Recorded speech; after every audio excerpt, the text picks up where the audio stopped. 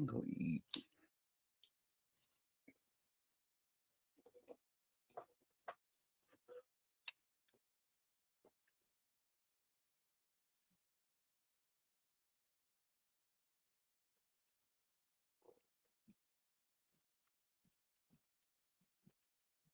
No.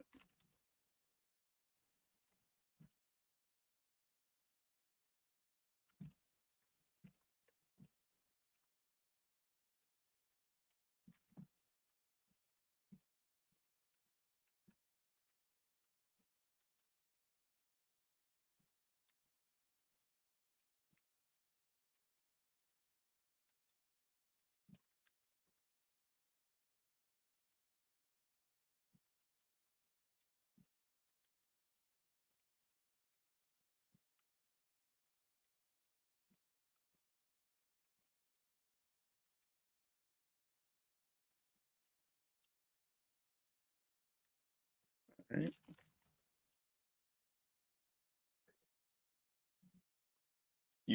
What's up, guys? What's up? Can you guys hear me? What's going on? Rav, what's up, Code? What's up, Caruso, or Sue? I just got in the house because my daughter had a Christmas play, Charlie Brown Christmas play, and she was part of the crew that worked on the set design, and she had to handle the curtains and stuff.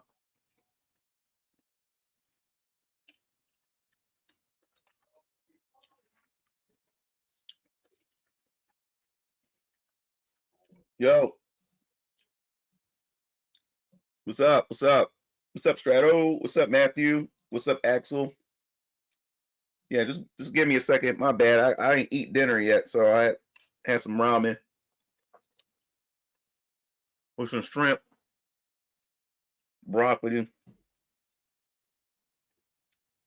and some chicken.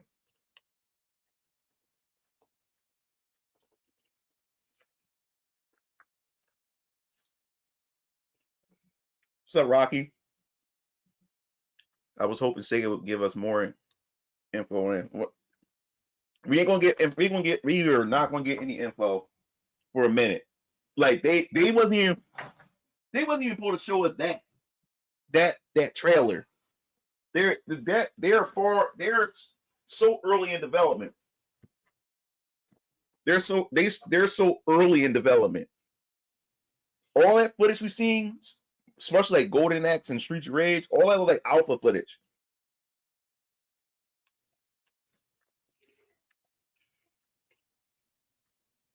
So I wasn't looking to see if they were going to show us anything.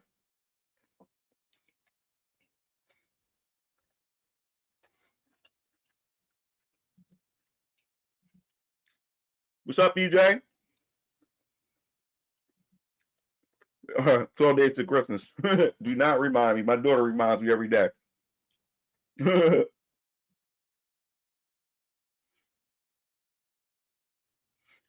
Yeah, I know the ramen spot, but I made this ramen myself.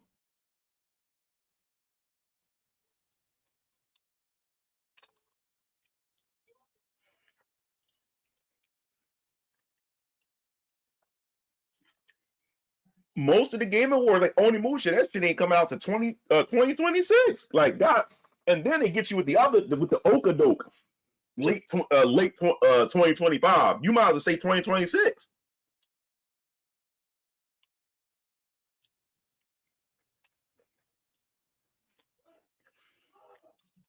It's pretty cool. But I love, at least once a month I go to the ramen bar with my brothers and with my pops. Really love authentic ramen.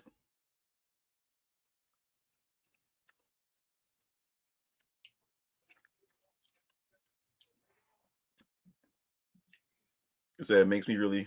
Let me say. Also, Mugen Lord, have you did the American tradition? Or yeah, we always do that too. Home Alone and stuff.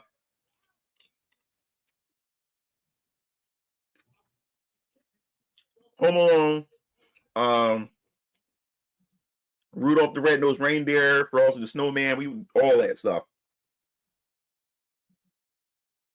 Meanwhile, I can't even get a good spot, so I have to make up and buy some supermarket.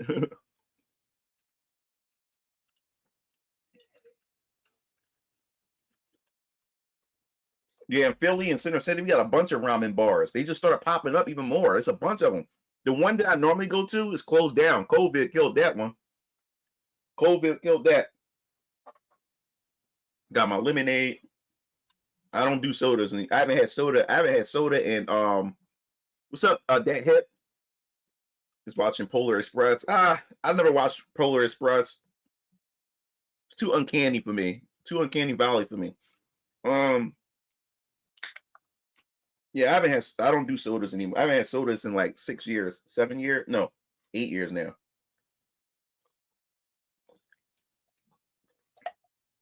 I only do water, milk, and fruit juice.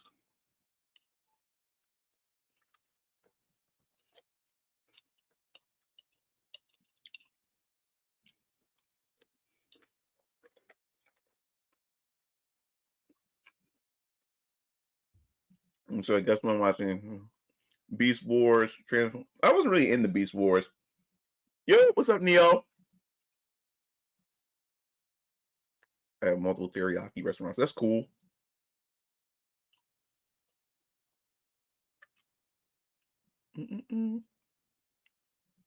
Hold up.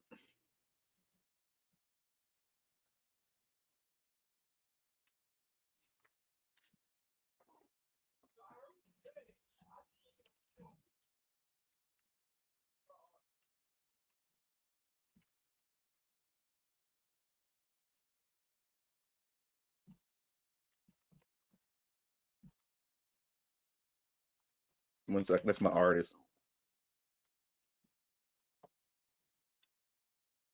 One sec. Let me see something. Oops. Give me a second. 1 second, guys. We'll talk after I finish eating. We're gonna get into this. I want to fill my stomach up real quick. I am hungry.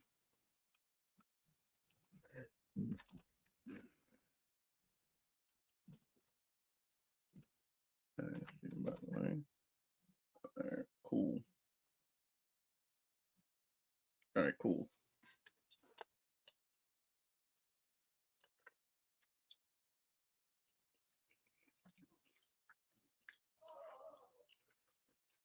What's up, Ultimate Chain? You say, yo, Mugen, did you see that stupid Naughty Dog shit? We're gonna get into it. We're gonna talk about all that. I want to finish this ramen real quick. There isn't a single Western game shown at the Game Awards that I'm looking forward to. Looks like more layoff studios and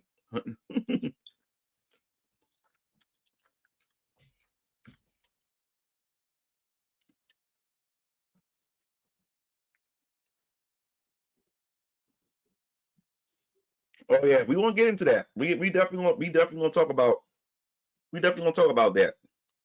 Definitely is.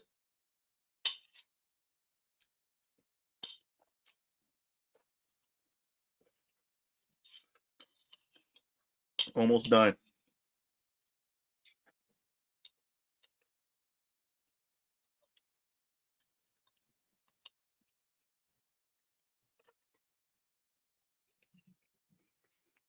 My Christmas tradition is watching. I don't care how good the gameplay is, brother. I just don't give my money to people trying to push certain agendas. Fuck that.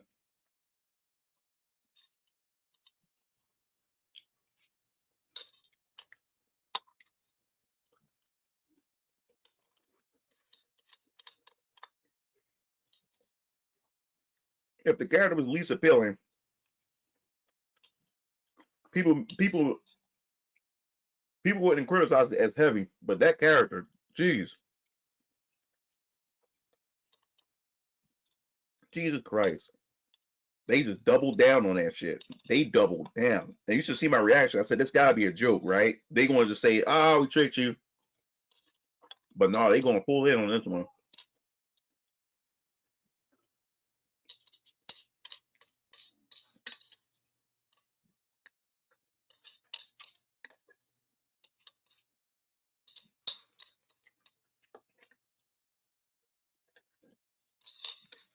All right.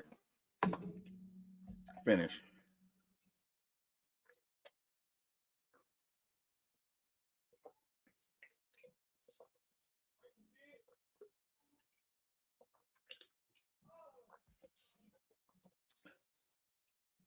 Yo. Yeah, he said head shaped like a peanut M&M.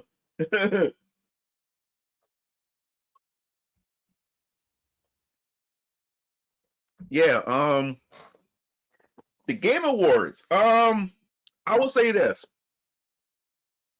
This year Game Awards was quite shocking to me. And what do I mean by that? Well, the games that I thought was going to get snubbed didn't get snubbed.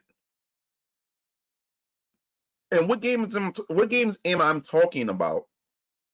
I thought Astrobot. I thought Astrobot was going to get ripped off. I thought was the Fantasio game. I thought that was going to get ripped off. But what was so crazy is Astrobot actually took home some great awards. They cleaned up. Fantasio cleaned up with a lot of awards. We also thought that maybe that Elden Ring, the Erdtree DLC, we thought that would probably get Game of the Year and pretty much sideline games like Black Myth Wukong and everything like that. But no, it didn't go down that way. I would give it that. Yeah, metaphor, Refantasio, yeah. Yeah. I will say that the Game Awards this year really did shock. And the Game Awards, the Japanese gaming dominated. Like I had to give credit where credit is due. Japanese gaming dominated the Game Awards. It truly did, even down to the reveals. Like who would have had on their Game Awards bingo card that Onimusha was going to be revealed? A reboot to it. Who would have thought that the new Virtual Fighter? Oh my God, that new Virtual Fighter. We'll talk about that in a bit. But who would have thought that the new Virtual Fighter was going to be on the Game Award bingo card? Who would have thought, as I said before, Onimusha? Who would have thought Okami 2? You get what I'm saying? Who would have thought these things? And we're getting a new Sonic racing game. Like, who would have thought that would be on the Game Awards bingo card? Oh, the direct was after, remember, Japanese time. The direct was after the Game Awards. It was at 12 a.m. I've seen it already. They just what they we'll matter of fact, we'll look at the direct together. We'll look at some of the direct together. We'll look at that in a bit. We'll look at the Virtual Fighter direct together. So we'll get to that. Matter of fact, no. I'm going to hold off on the direct. We'll look at that on Saturday tomorrow because I'm going to stream again tomorrow. I'll be streaming again tomorrow. We'll look at that on Saturday. We'll see. I want to save some content for us to go over and everything. But who would have thought that? Who would have had that on their bingo card? We also had Turok the Dinosaur Hunter. Also showing at the Game Awards. But as I said before, I thought that Astrobot and many other games that I thought was going to get snubbed didn't get snubbed, and they actually brought home some awards. Astrobot and Metaphor Refantasio. I was surprised. I thought they were going to get ripped off, but they didn't.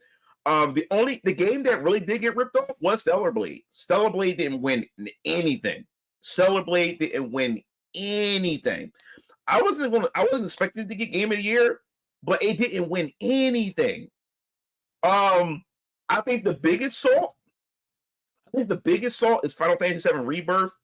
I know a lot of people I'm gonna say it's Rebirth is just overrated in my personal opinion. Y'all guys seen my review. I did 2 reviews. The review when I beat the game, and then I did a full-on spoiler review that was like an hour an hour and 10 minutes long.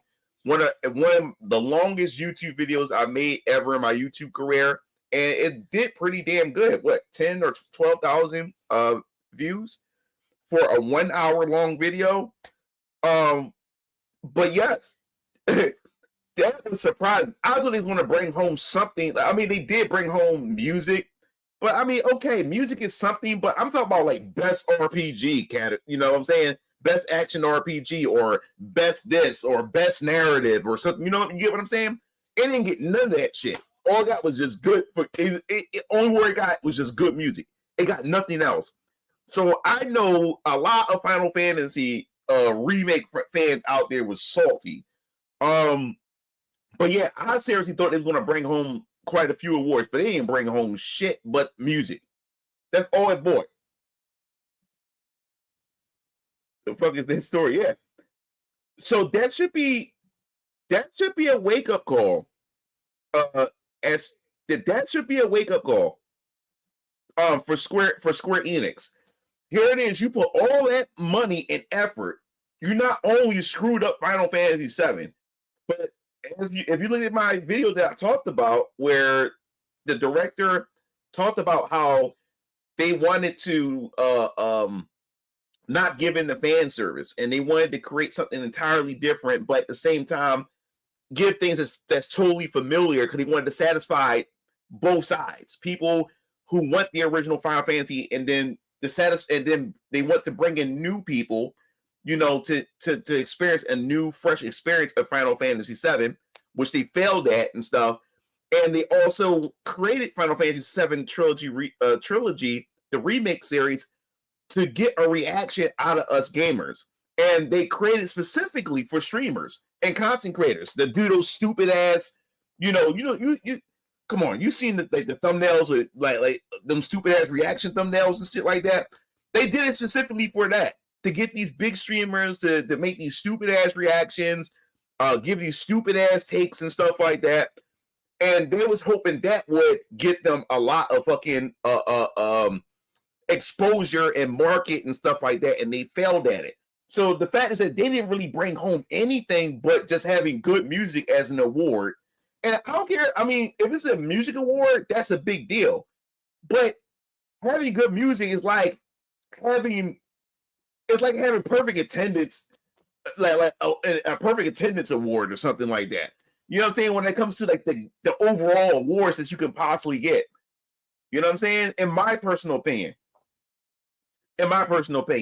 So for all of the glazing that the community did, content creators did, people saying it's the best game ever. And now I know you can't take the game awards for any type of value or whatever, but it's the game awards, they prop up certain things.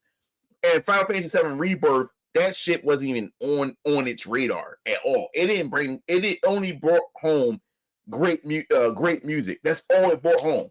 That's all it did. So that's the thing. Like, Square Enix have the need to wake up. They have to wake up when it comes to this. Y'all did all that for nothing. And you know what's so sad about it? When it comes to Final Fantasy VII Remake, I waited all these years for a remake. You know what I'm saying? I was in 5th grade when the original came out. I had got it on launch and everything. Like, I was in 5th grade when that released. And that was one of the games that really, really just changed my whole perspective on games as a media. You know what I'm saying?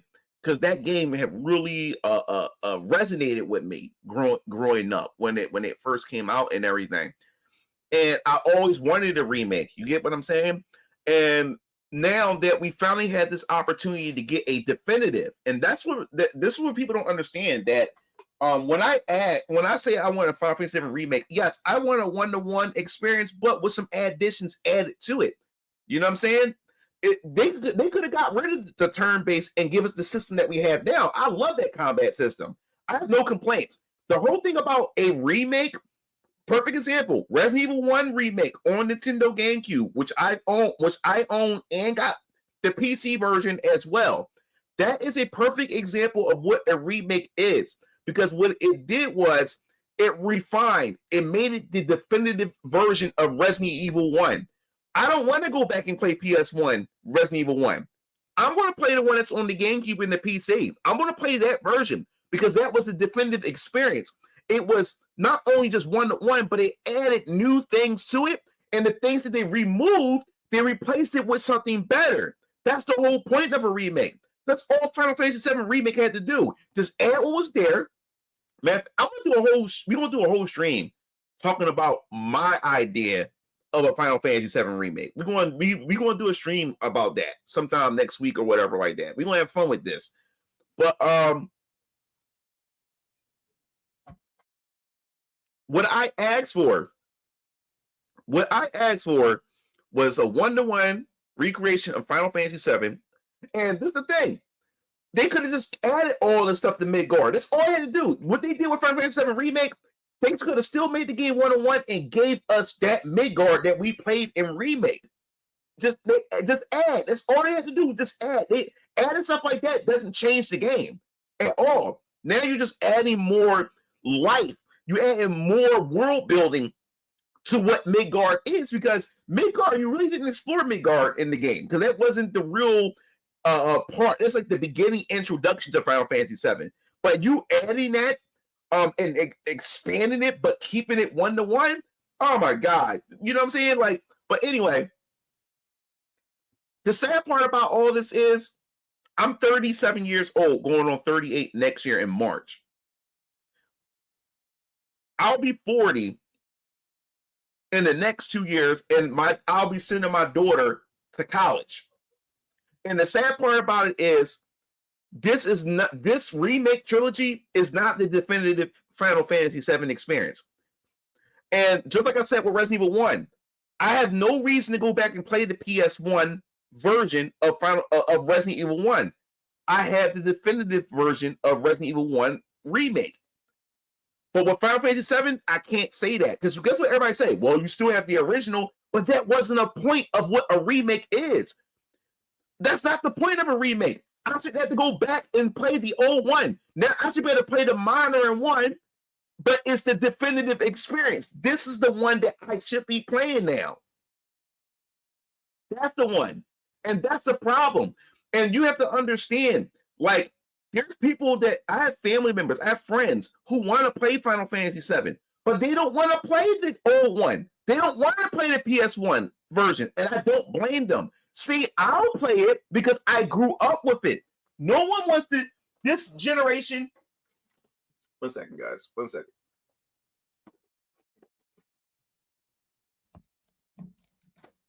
One sec. Let me grab this. A lot of people don't want to go back and play this. A lot of the new generation don't want to play this version of Final Fantasy. I will, but no one wants to play this. No one wants to play with polygon with the old 32-bit polygons. No one wants to do this. None of the new generation don't want to do this. They don't want to go back to this. They don't want to play this. They don't want to play this. So all they had to do was just make it one-to-one, and now you can have these people experience what I experienced, but with today's technology. That's all they had to do. That's all they had to do. And I would have replayed that game over and over and over and over again. You don't understand. I would have replayed that over and over again. And they blew it. And you know what's so sad about it? That probably is the last chance for a Final Fantasy VII Remake. And if they do another Final Fantasy VII Remake, I doubt I'll ever get a chance to play it. Or by the time they do something like that ever again, I'm going to be 60 years old. That's it, man. That's why it upsets me the most. Because I'll probably never see another Final Fantasy VII Remake. And if it happens, it will probably never happen again to the next 20 to 30 years. I'll be an old ass fucking man with grandkids. Or maybe a great grandkid. That's the sad part about it. I would never ever get that. I would never get it. That's why I'm more upset about it, because it would never happen again. It will never happen, because Nomura and them, they pretty much said that this is their last game. Kingdom Hearts 4, Final Fantasy 7 Remake, a lot of them are getting old. This is it for them. This is it. So this was like, this right here, this project represent do or die. This is it for us. It's time for us. We're getting older, and it's time for us to move on from this and retire and enjoy the rest of our lives until we die. You know what I'm saying? So in that sense, for me, this is it. I'm never going to get that chance again. Final Fantasy 7 Remake Trilogy, I will never get that chance ever again to get a true remake that I wanted, a definitive experience of Final Fantasy 7 Remake. So I will always have to go back to play this one. I don't have a problem with this, but why is Capcom fans are allowed to eat? Why is Capcom fans allowed to get the Resident Evil 1 remake? Why are they allowed to get the remake that they always wanted? But I can't, as a Final Fantasy 7 fan. I can't get that. And here it is. You got dumbass OG fans who's okay with this version of it. They're okay. And then you got some people saying that this is you got some of these quote unquote OG Final Fantasy 7 fans saying that this is the definitive way to play Final Fantasy 7. What the fuck? Are you serious? Are you serious? Like, I'm not trying to be like an elitist and say like you're not a real Final Fantasy 7 fans, but how can you say that? That this trilogy is the definitive experience for Final Fantasy 7.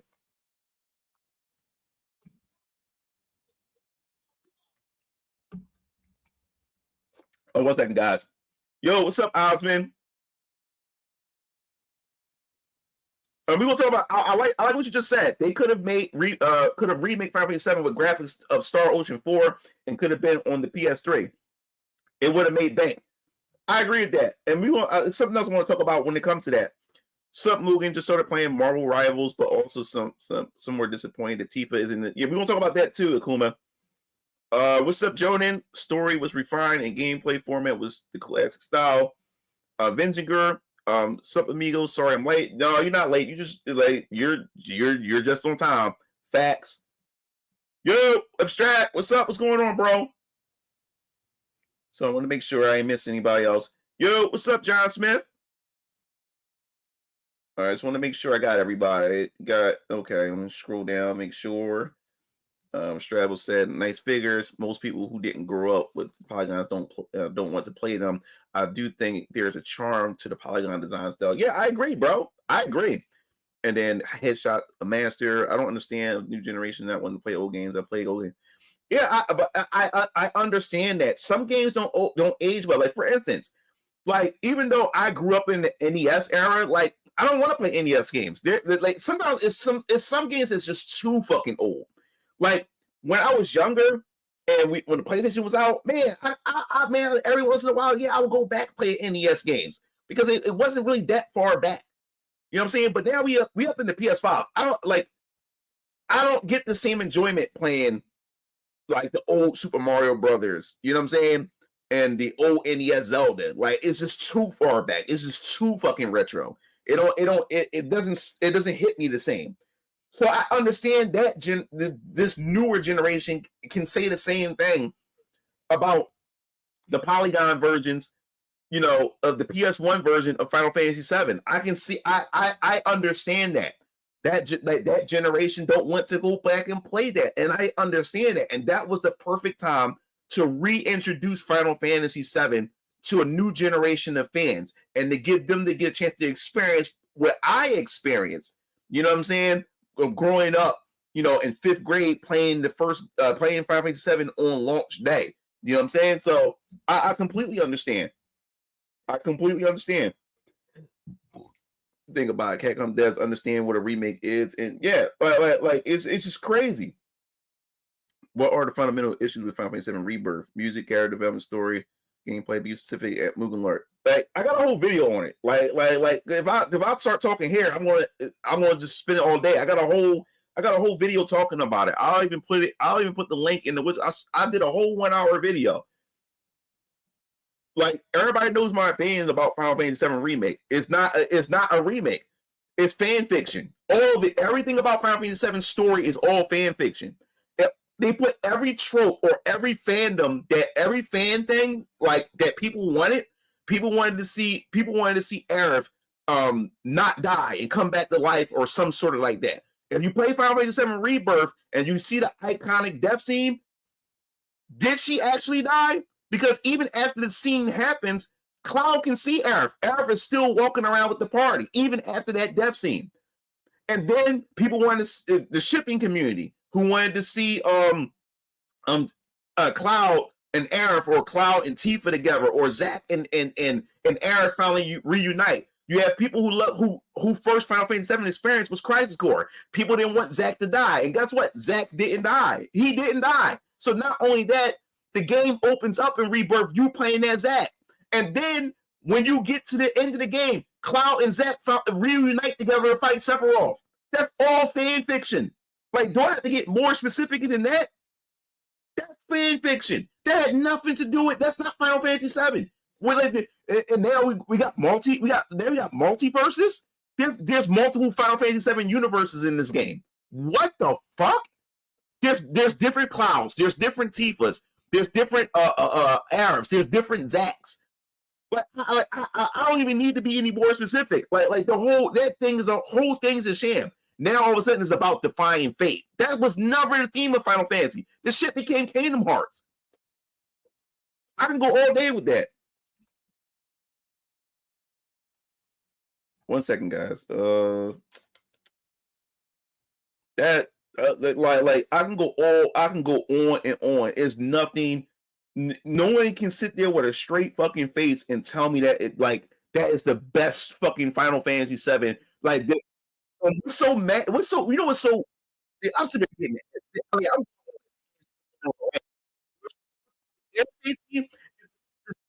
You got people who retroactively. Let me. Here's the link right here.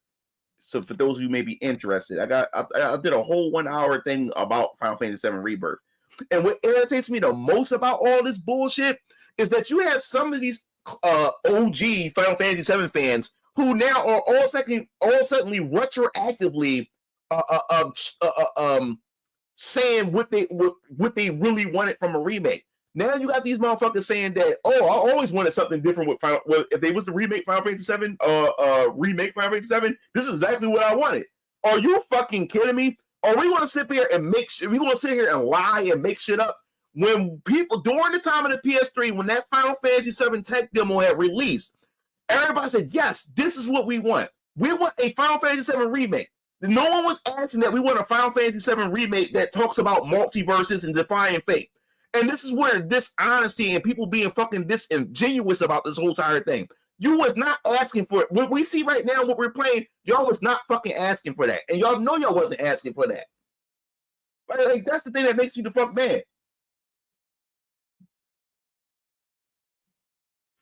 I've been seeing this forever.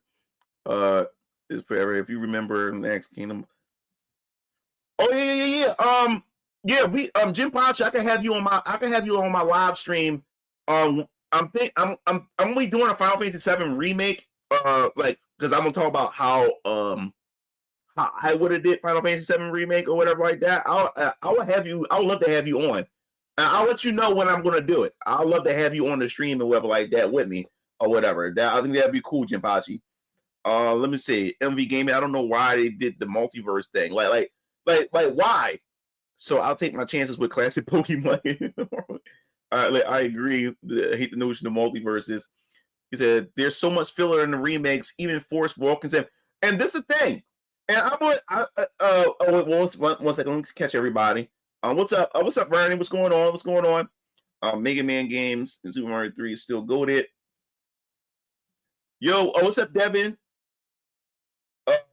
Pixels. What's up, Derek? He said I wanted to can beat the OG Final Fantasy. Still phenomenal and better than the remake. Exactly, man. Let me see. Who else we got? 1 second before I go back onto my fucking rant. He said similar things about Dragon Quest. He said yeah, man. Like, dude, I'm like, Yo, what's up, Camp? What's up, Funky? I'm gonna make sure I got everybody. What's up, Pixel Neo Gamer? What's up, James Hopkins? Make sure. Yeah, so that's the thing that really fucking that fucking upsets me about this. That you got motherfuckers on here actually they're lying through their teeth. They're fucking lying. You got people literally saying that, oh, this is what I always wanted. Like, you're lying. You're fucking lying. I'm looking into the camera. Y'all are fucking lying right now. You are. You can't tell me that this is what you was waiting for when they said they were going to remake Final Fantasy VII. You're lying. Like, you're just being disingenuous. You're just being an asshole at this point. But anyway, yeah, they want the multiverse. They want. I may be getting controversial here, but I want to say this: Final Fantasy VII Remake is better than Rebirth. Final Fantasy VII Rebirth got better combat and gameplay mechanics than the Final Fantasy VII Remake, but Final Fantasy VII Remake was much better than Final Fantasy VII Rebirth. And what do I mean by that?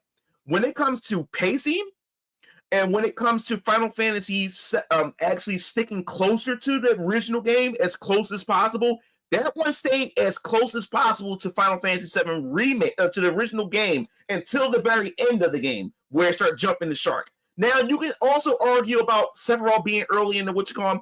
That was one thing that I was willing to overlook because they wanted to do something different. I said, okay, this is something they wanted to do different. And as long as it's not going to totally shift everything around, let's go with it or whatever like that. I'm okay with that. But as far as sticking to the plot and whatever like that, Final Fantasy VII Remake stayed more closely to the game, to the original game, until the very end. That's when it actually jumped the shark. Final Fantasy VII Rebirth, that shit just jumped the shark. It just fucking jumps the shark. It truly does jump the shark.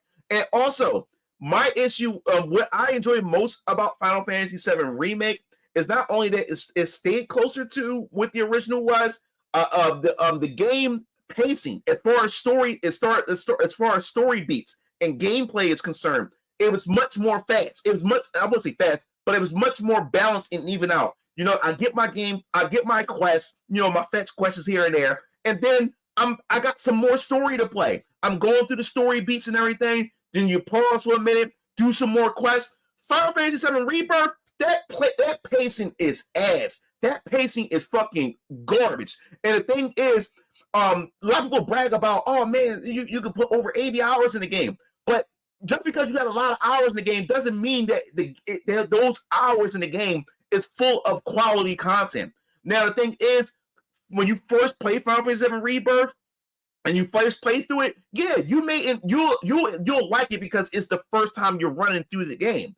But the problem is, where Final Fantasy VII Rebirth falls apart is when you're trying to do your second playthrough. See, Final Fantasy VII, 1 second. Let me grab this.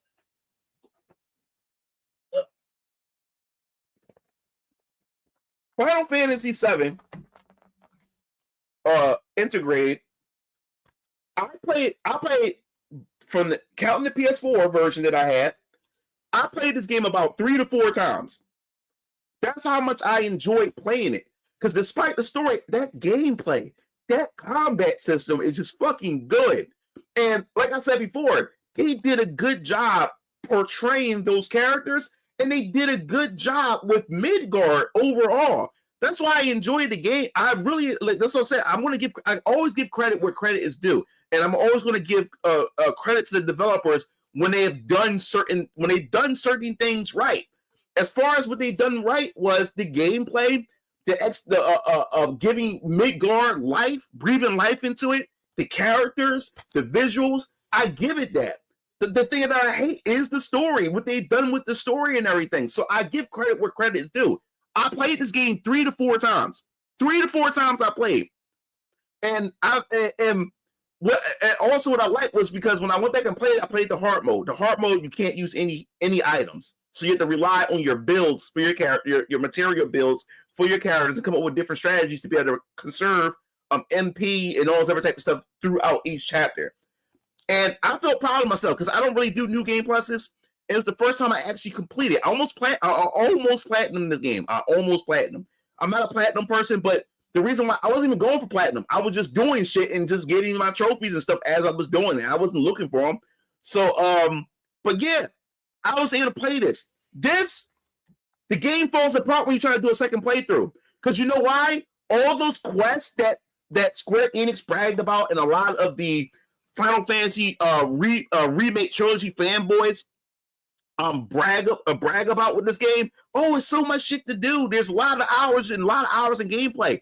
This is where the game falls apart. Because compared to this, they both look. If you played the OG Final Fantasy 7, right? You know every story beat. So you took a 2-hour or like a 3 or 4 hour experience, you turned into like a 40-hour experience. But they did add new characters. They added new characters in new ways to tell that same story. I like the additions that they added to this. So it still felt like it felt like the original Final Fantasy VII at some point with some additional things added to it to make the Midgard parts feel like, okay, it feels a little bit justifiable because they added some newer elements in there to flesh it out and stuff like that. Okay, I can deal with that. But this fucking game, if you played Final Fantasy VII, you know how the story beats are. The game stops at where Aerith dies. So if you play Final Fantasy VII, you already know from where you end at when you leave Midgard here, and you pick up leaving Midgard to Aerith's death. That's not that many hours. That's still the first disc. That's not that many hours of like that. So which means that this has less story. This has less story. So they have to bloat the game with so much quest, side shit. And all the side shit is nothing but like meaningless tasks that you do. It's fucking homework. So every time you got into like a story segment, if you played the original game, every time you get to those story segments, you look forward to story segments because you're like, okay, let's see if they're going to keep things the same or what are they going to do to change it or add to the original story beats, right? And then the moment where it gets somewhat interesting or it's somewhat where you try to figure things out, it stops abruptly. And then next thing you know, you get new homework. Well, I call it subquest homework. Because then after you finish a story beat, they throw more subquests at you. Now all of a sudden your map opens up, more new quest objectives and pointers and markers pop up on your map. So now you have to stop playing the story again, and then you have to do your homework all over again. Now people will say, well, it's only optional, but here's the problem. You can't get most of your folio experience points and all your folio abilities. Your folio abilities, like your team up attacks and stuff like that. You can't get any of the good perks if you don't do any of those quests. Because when you do those quests, it gives you the experience and everything and the levels that you need to level up to get your folio stuff, your points to add towards that stuff. So you have to do that stuff. Because if you don't, you're going to be missing out on good skills that can help you get through the game. So you have to play through all that bullshit. You have to. So now, after I played, like I said, I played 110 hours. Now, the funny part is I use my daughter as a barometer because my daughter never experienced Final Fantasy VII. So her first experience was sitting down on the sofa with me, watching me play Final Fantasy VII Remake. She loved the cats. My daughter is a fangirl for Cloud and Sephiroth. My daughter at one point had a shrine for Sephiroth. She loves Sephiroth more than Cloud though, but she literally had a shrine for Sephiroth. And she liked the dynamics between all the characters. And my daughter got caught up in the love triangle between Aerith, Tifa, and Cloud and stuff like that. You know what I'm saying? My daughter was really fully engaged because she was able to sit down and watch me play some gameplay and actually see the story beats. But when we got to Rebirth, my daughter got excited. The same day that I got this game, my daughter was ready to sit down because she wanted to pick up. Even she found the ending confusing, but she loved the characters. We get to this, my daughter's sitting down and she's sitting there watching me and stuff. And as I started playing the game, she was like, "I don't know, Dad, something feels off about this one." And I didn't say nothing to her. Like she's saying this herself. She's like, "Dad, something feels off about this one. I can't put my finger on it and everything." So as I'm playing through it, my daughter's saying like, "Dad, like all I see you doing is fighting monsters. Like where's the like when you want to get to the story stuff like that? I was like, look, babe. I'm telling my daughter, look, honey, like I have to level up. I have to do these quests and stuff like that, so my characters can be strong. I can unlock these skills and stuff like that. But my daughter was getting tired of me. I'm just running around questing. She wants to see the next story bit. So when we get to the next story bit, we get a little bit of story, and then guess what? After you've done that story segment, they throw more quests at you. So then my daughter like, huh? Like, you got to do more quests. Like, yeah, got to do more quests and stuff like that. So the pacing was killing her compared to what Final Fantasy VII Remake. It was the story beat. It was like a well-paced story beats with some gameplay, back to some story beats, but it was just constant. Every time my daughter said, well, I'll come back later. She comes back in the room. Dad, you still doing quests? Yeah, I'm still doing quests. You know what I'm saying? Let me see. Hold on. Let's see. What's up, Knight? What's going on? Lurks into the chat. What's up, Raku? What's going on? Hey, Mugen. Yes, as already was eating damn good remix. What's up, Zampon? What's up? There's so much padding in games now to this. So that the studios can simply drag out about it in their marketing and how big. Yeah, I agree with that. What's up, Aegis? What's going on? Let's see. Welcome back, Neo. Want to make sure I got everybody. All right. Mugen, remember the very first Final Fantasy VII Remake trailer at E3 and how everyone said they want a one-to-one story?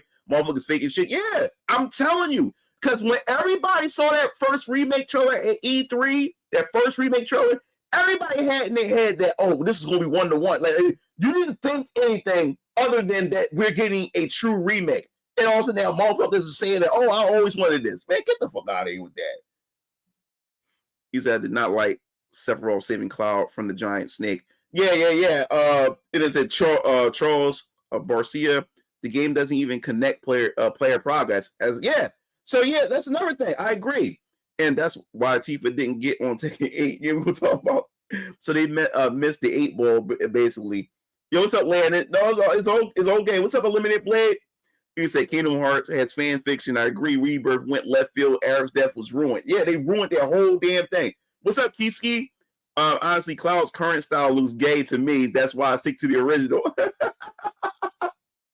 You didn't miss that. You can't. You just in time, man. It said Joseph, dude. I feel you. Remake and Rebirth are garbage. It was satisfying that Final Fantasy VII didn't win Game of the Year. Yeah, it's very satisfying. And most of the content creator fan theories are so damn cringe. And that's another thing. These fan theories, these motherfuckers think they're so that they figured this shit out. Like I gotta find this. Is this one YouTuber dude? I'll allow you not. He did before Rebirth, before Integrate came out, before this one came out on PS5. This motherfucker did a 4-hour theory video.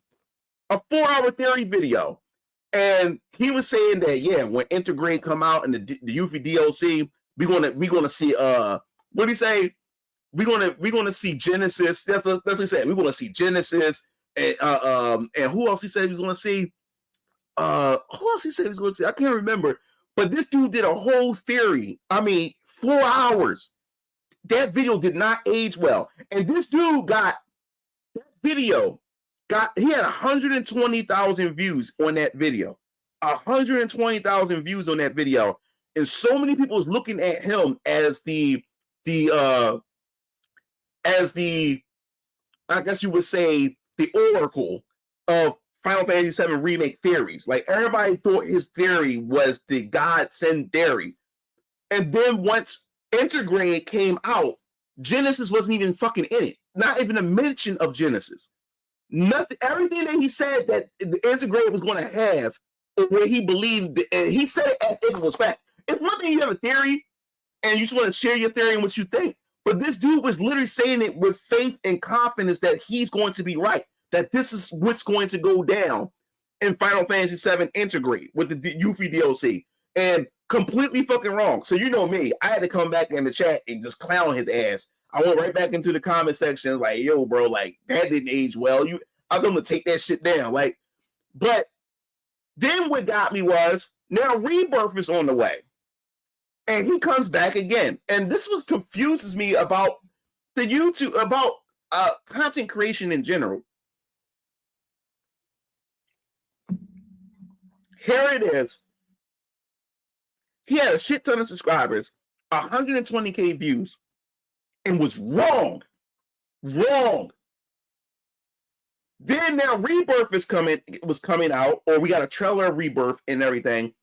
And this motherfucker come back out with another video because he only do one video. Because that Final Fantasy 7 remake video that came out, he did that like what 6 months after Final Fantasy 7 remake had released or whatever like that. And then he didn't do another video until now. The Rebirth trailer was at that time was showing off and stuff. So he comes back with another theory video, and this video was 6 hours long. 6 hours long. And now he's talking about the novels of Final Fantasy, like the books, the novels. Then he was talking about, he was tying in the cell phone games during the service. He's doing all this stuff to try to make sense of what's going to take place in Rebirth. And guess what? He was fucking wrong again. Fucking wrong again. But what confuses me is this dude has a base. He has a following. And even after being proven wrong the first time, people still go to him and listen to him like he's stating facts. That's what confuses me about this community or just content creation in general. I'm like, how do you have a fan base? How? Help me go down. Let me breathe. I don't care if I'm a remake. They should have just remastered it like 8. I knew they were going to kill the story. Let's see what we got. Hold up. It's just now the Clive issue on training go. Zamponics agreed. Tekken. We're gonna talk about Clive and Tekken in a bit, guys. Hold up.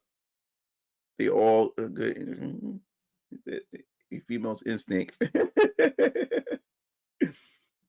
Grinding is the worst part of RPGs. I wouldn't say it's the worst. It depends. It depends on if the gameplay is fun. If the gameplay loop is actually fun in JRPGs, I can do it all day. Like that's why I didn't mind grinding in Final Fantasy 7 Remake. I didn't really mind grinding much in Rebirth or like that. Like because it's a choice. Grinding is a choice. But when you start forcing me to do certain things, like forcing me to grind, or you're forcing me to do side quests in order for me to be able to meet the challenge that's ahead or whatever like that, opposed to me using actual skill and stuff like that, then that's where that issue comes in. OG Final Fantasy 7 and Chrono Trigger, amazing pacing. Yup. You said I saw that Final Fantasy for PS3. I was ready to buy a PS3. Yo, what's up, Brando? What's going on, man? What's going on? What's up, Mustafa? I'm doing good, man. So I'm out, Mugen Lord. I'm gonna catch you the replay. Yeah, man. No problem. No problem. So Kuma says going to let my Steam Deck charge, but I'm still going to hang out on the stream. Okay, man. We said indeed. I remember 0 complaints about Final Fantasy 7 story back in the PS. Yeah, exactly, man. Exactly.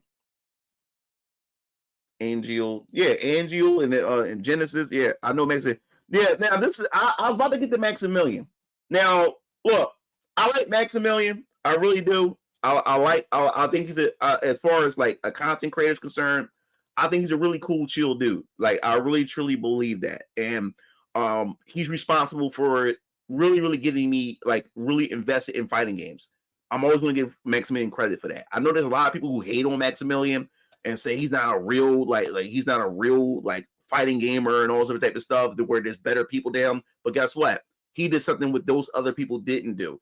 He actually a focus on people who aren't really into fighting games, and he was that opening door to it. Kind of like the same way people used to call me in the Mugen community, like the black people used to call me the Black Maximilian when it came to Mugen. My at the time when I was like really, really big in Mugen, I was at entry level to Mugen. People came to me. I introduced you to that. You can check out still my tutorials to this day. Still get views. People comment on it and stuff like that. But I was that gateway. So I'm always going to give Maximilian credit for that. He's responsible for getting me into the fighting games. But as far as any other game, more specifically Final Fantasy 7, I don't take anything he says as gold, or I don't take like he is not credible at all when it comes to Final Fantasy 7. Like he's not credible at all.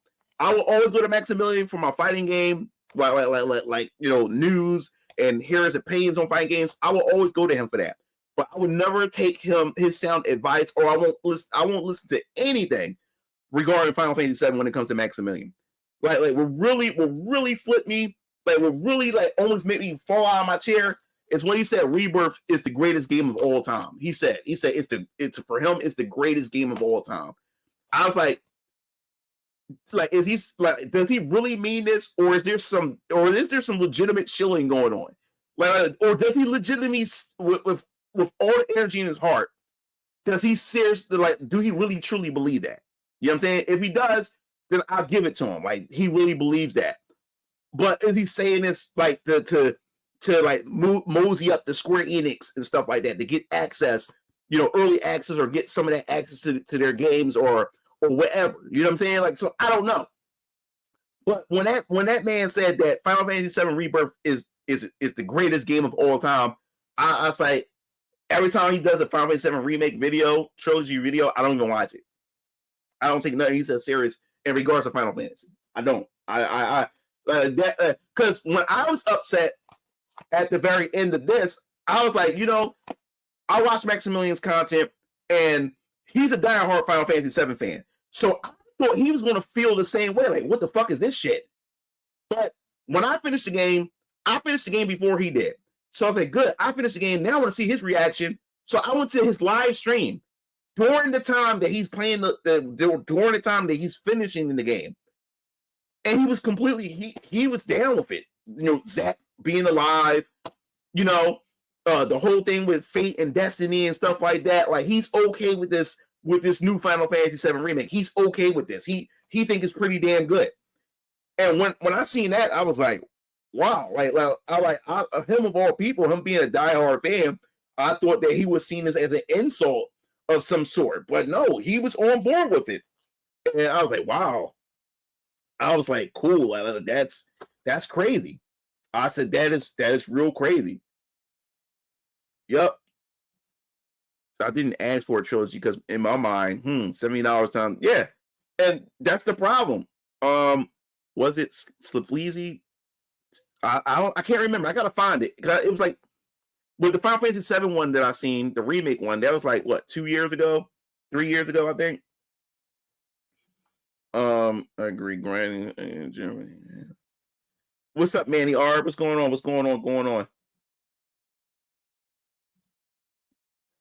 That's why I subbed to him. Yeah.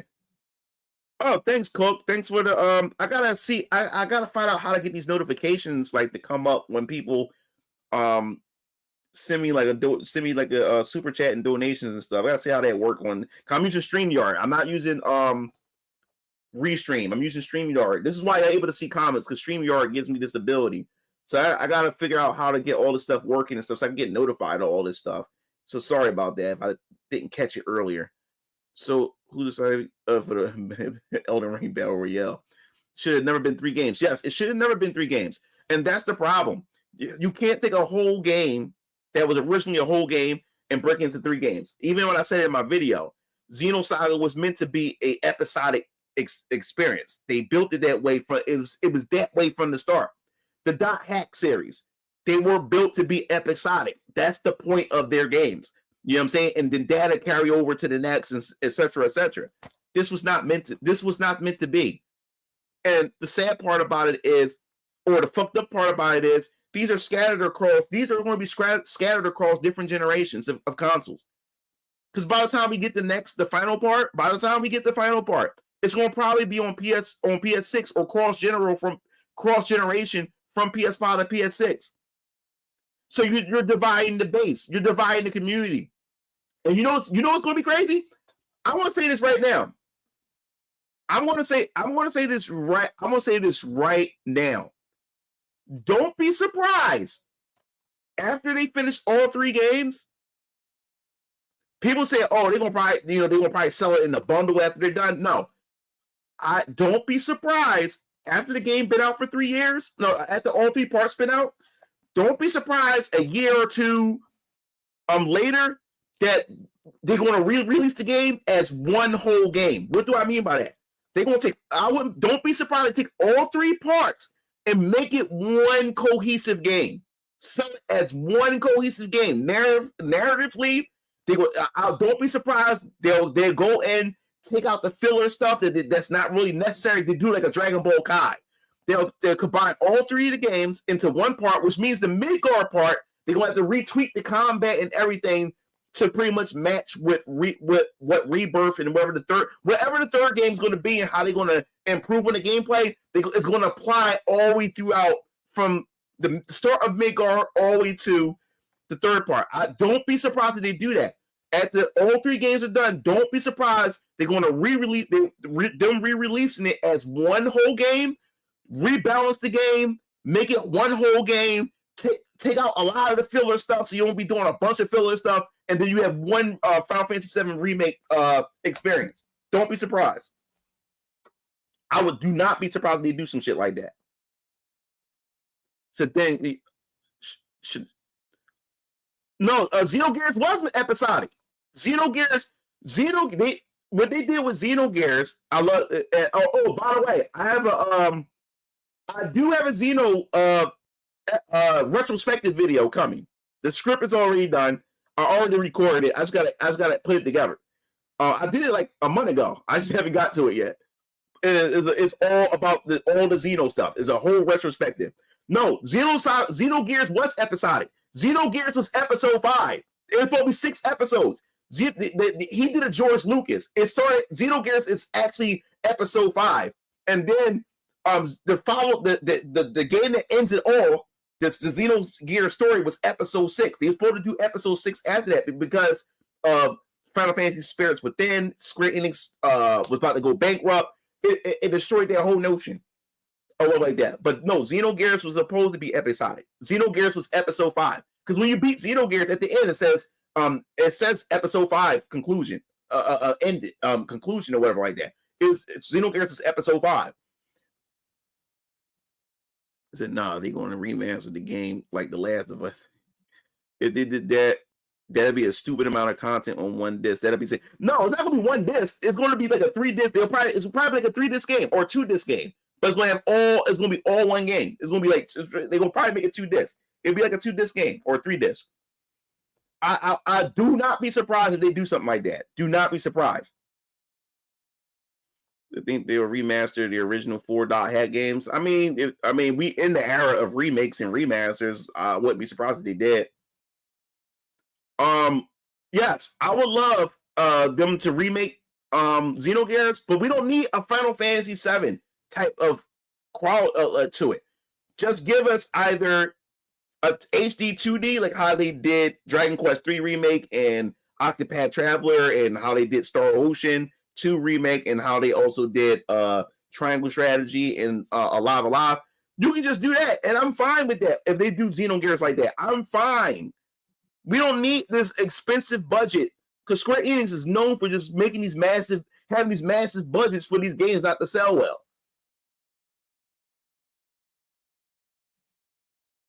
So like RPGs with no filler.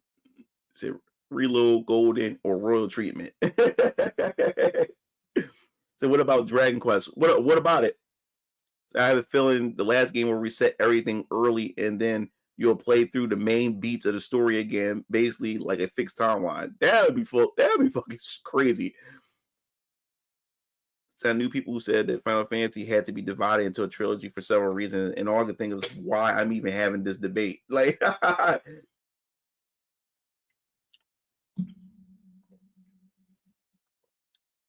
it could all fit on one disc if you cut out. Yeah. It can be, because to tell you the truth, Final Fantasy VII, the OG Final Fantasy VII is actually one disc. The reason why it's spread over to other discs is because the CG cutscenes. Final Fantasy VII is actually one disc. The story of Final Fantasy VII is only 30 hours. It's only 30 hours.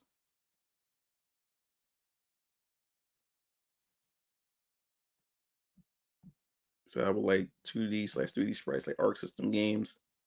I love Star Ocean Story, right? And Octopath Traveler. Did you see my earlier tweet about the best family game? Yeah, it was what Mario Party Jamboree or something like that. So will you cover the Naughty Dog new Naughty Dog? Yeah, I'm gonna cover it on the channel. I'm gonna talk about it. You guys know me. When it comes to content, I don't jump on a lot of things right away. I know some people don't like that because people say you always late to the news and stuff, but you're my audience. You guys always want your guys like to hear what I have to say. So like it doesn't matter when I actually talk about it because you guys just want to hear what I have to say about it and stuff like that. I don't jump on things that's new right away. I'd rather just wait to see if any more information, or I like to collect a bunch of different information, then put it all in one video like that because I don't want to keep running the same thing over and over again because it's a little bit of information here, and then right after I make that video, another more information come out. Now I gotta jump onto that video and stuff like that. I don't feel like doing all that, and plus, I don't have enough time in the day to try to jump around and grab every new video that comes out while I'm trying to tidy things up and get ready for this comic book launch release of my comic book series. And then at the same time, I'm a 3D hentai animator who has a whole community. I'm like the Mugen Lord of that community over there that I have to constantly put content out for. You know what I'm saying? Then me being a father and all this other type of stuff. And then I'm trying to get into streaming. It's so many other things. So I can't jump on everything that comes out. So I know I am kind of late to a lot of things. I'm not really late. I'm not really late, but I'm late. You know what I'm saying? When it comes to uploading content and stuff. And I have to keep pre-recording. Like next week's videos are already done. I already recorded them yesterday. I recorded all 3 videos for next week already. They already recorded already.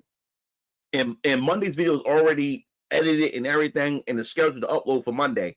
And then when Sunday gets here, I normally work on Wednesday's video on Sunday. I start editing Wednesday's video on Sunday.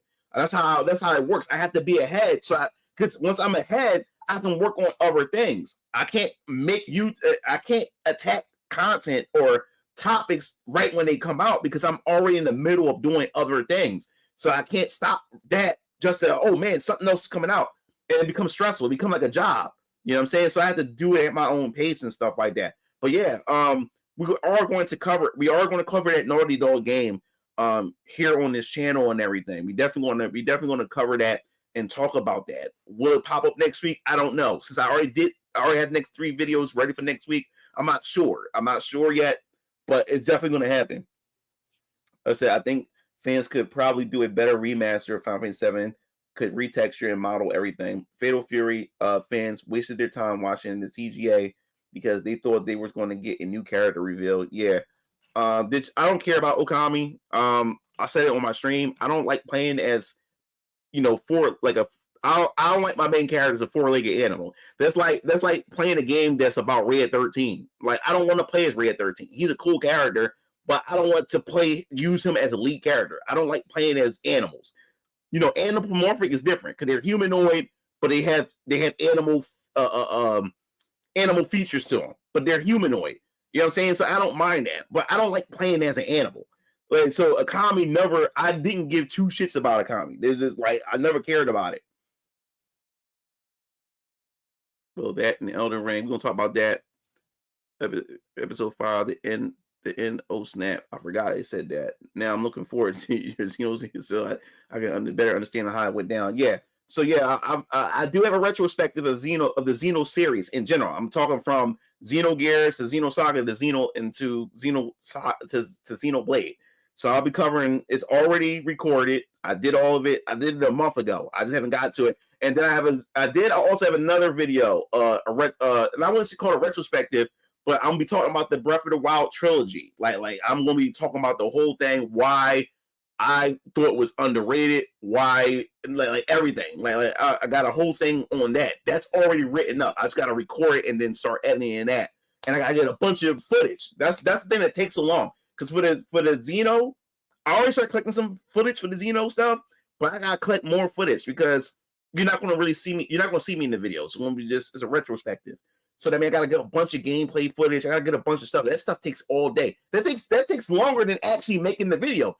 Getting video clips take longer than actually making the damn video. So I gotta do all that. So no spiral. No spiral. I don't want to play as no fucking dragon. 4-legged dragon. I don't. Capcom needs to team up with Nice Japan and remake Breath of Fire 3. Yeah, that's Capcom's Final Fantasy. Breath of Fire is Capcom's Final Fantasy. And they have done nothing with it yet in a long time. I agree about the quadruped animals prefer playing as humanoids. Yeah, if I'm going to play the animal, it has to be humanoid. I don't like playing. What's that fucking game called? Stray. Why the fuck I want to play as a fucking cat? Why? With a backpack, a four-legged cat. It's not a humanoid cat. It's a fucking cat. Why do I want to play as that? How's marketing going for your new comic book? It looks great. Oh, thanks, man. As far as that's concerned, it's going on pretty good, man. Like I won't really know anything. I've been on podcasts. I've been on podcasts. I went to some conventions and stuff like that, trying to prep everybody, let everybody know that Venus Orion Comics exists, and also, you know, the comic book series VK and everything. So I've been working on that and stuff, and then I'm waiting for YouTube to give the clearance, the okay, because that VK trailer, I'm turning it into an ad. So when people turn on YouTube videos, that trailer will pop up. So hopefully that'll get more people fully aware of it. We do got some big cosplayers and other like social media personalities who's also going to do some marketing and stuff. We got some collaborations and everything that's going to be happening. My brother Keo is handling all that because he's a photographer and stuff. So he's friends with a lot of cosplayers and a lot of streamers and stuff like that who has big followings. So we're going to be doing some collaborations. Venus Orion Comics going to be doing some collaborations with them so they can plug us into their audience to see if they have interest and stuff. So that's what I'm doing on my end, and my brothers are helping with that and everything. But yeah, we're going to definitely talk about some Venus Orion Comics stuff. We definitely want to talk about that a little bit like near the end of the stream and stuff like that. But yeah, guerrilla marketing, man. That's what I'm doing. Guerrilla marketing, and because like I said, I'm not an Eric July. I don't have a big audience and stuff like that. I wasn't on Fox News. I wasn't on Blaze TV.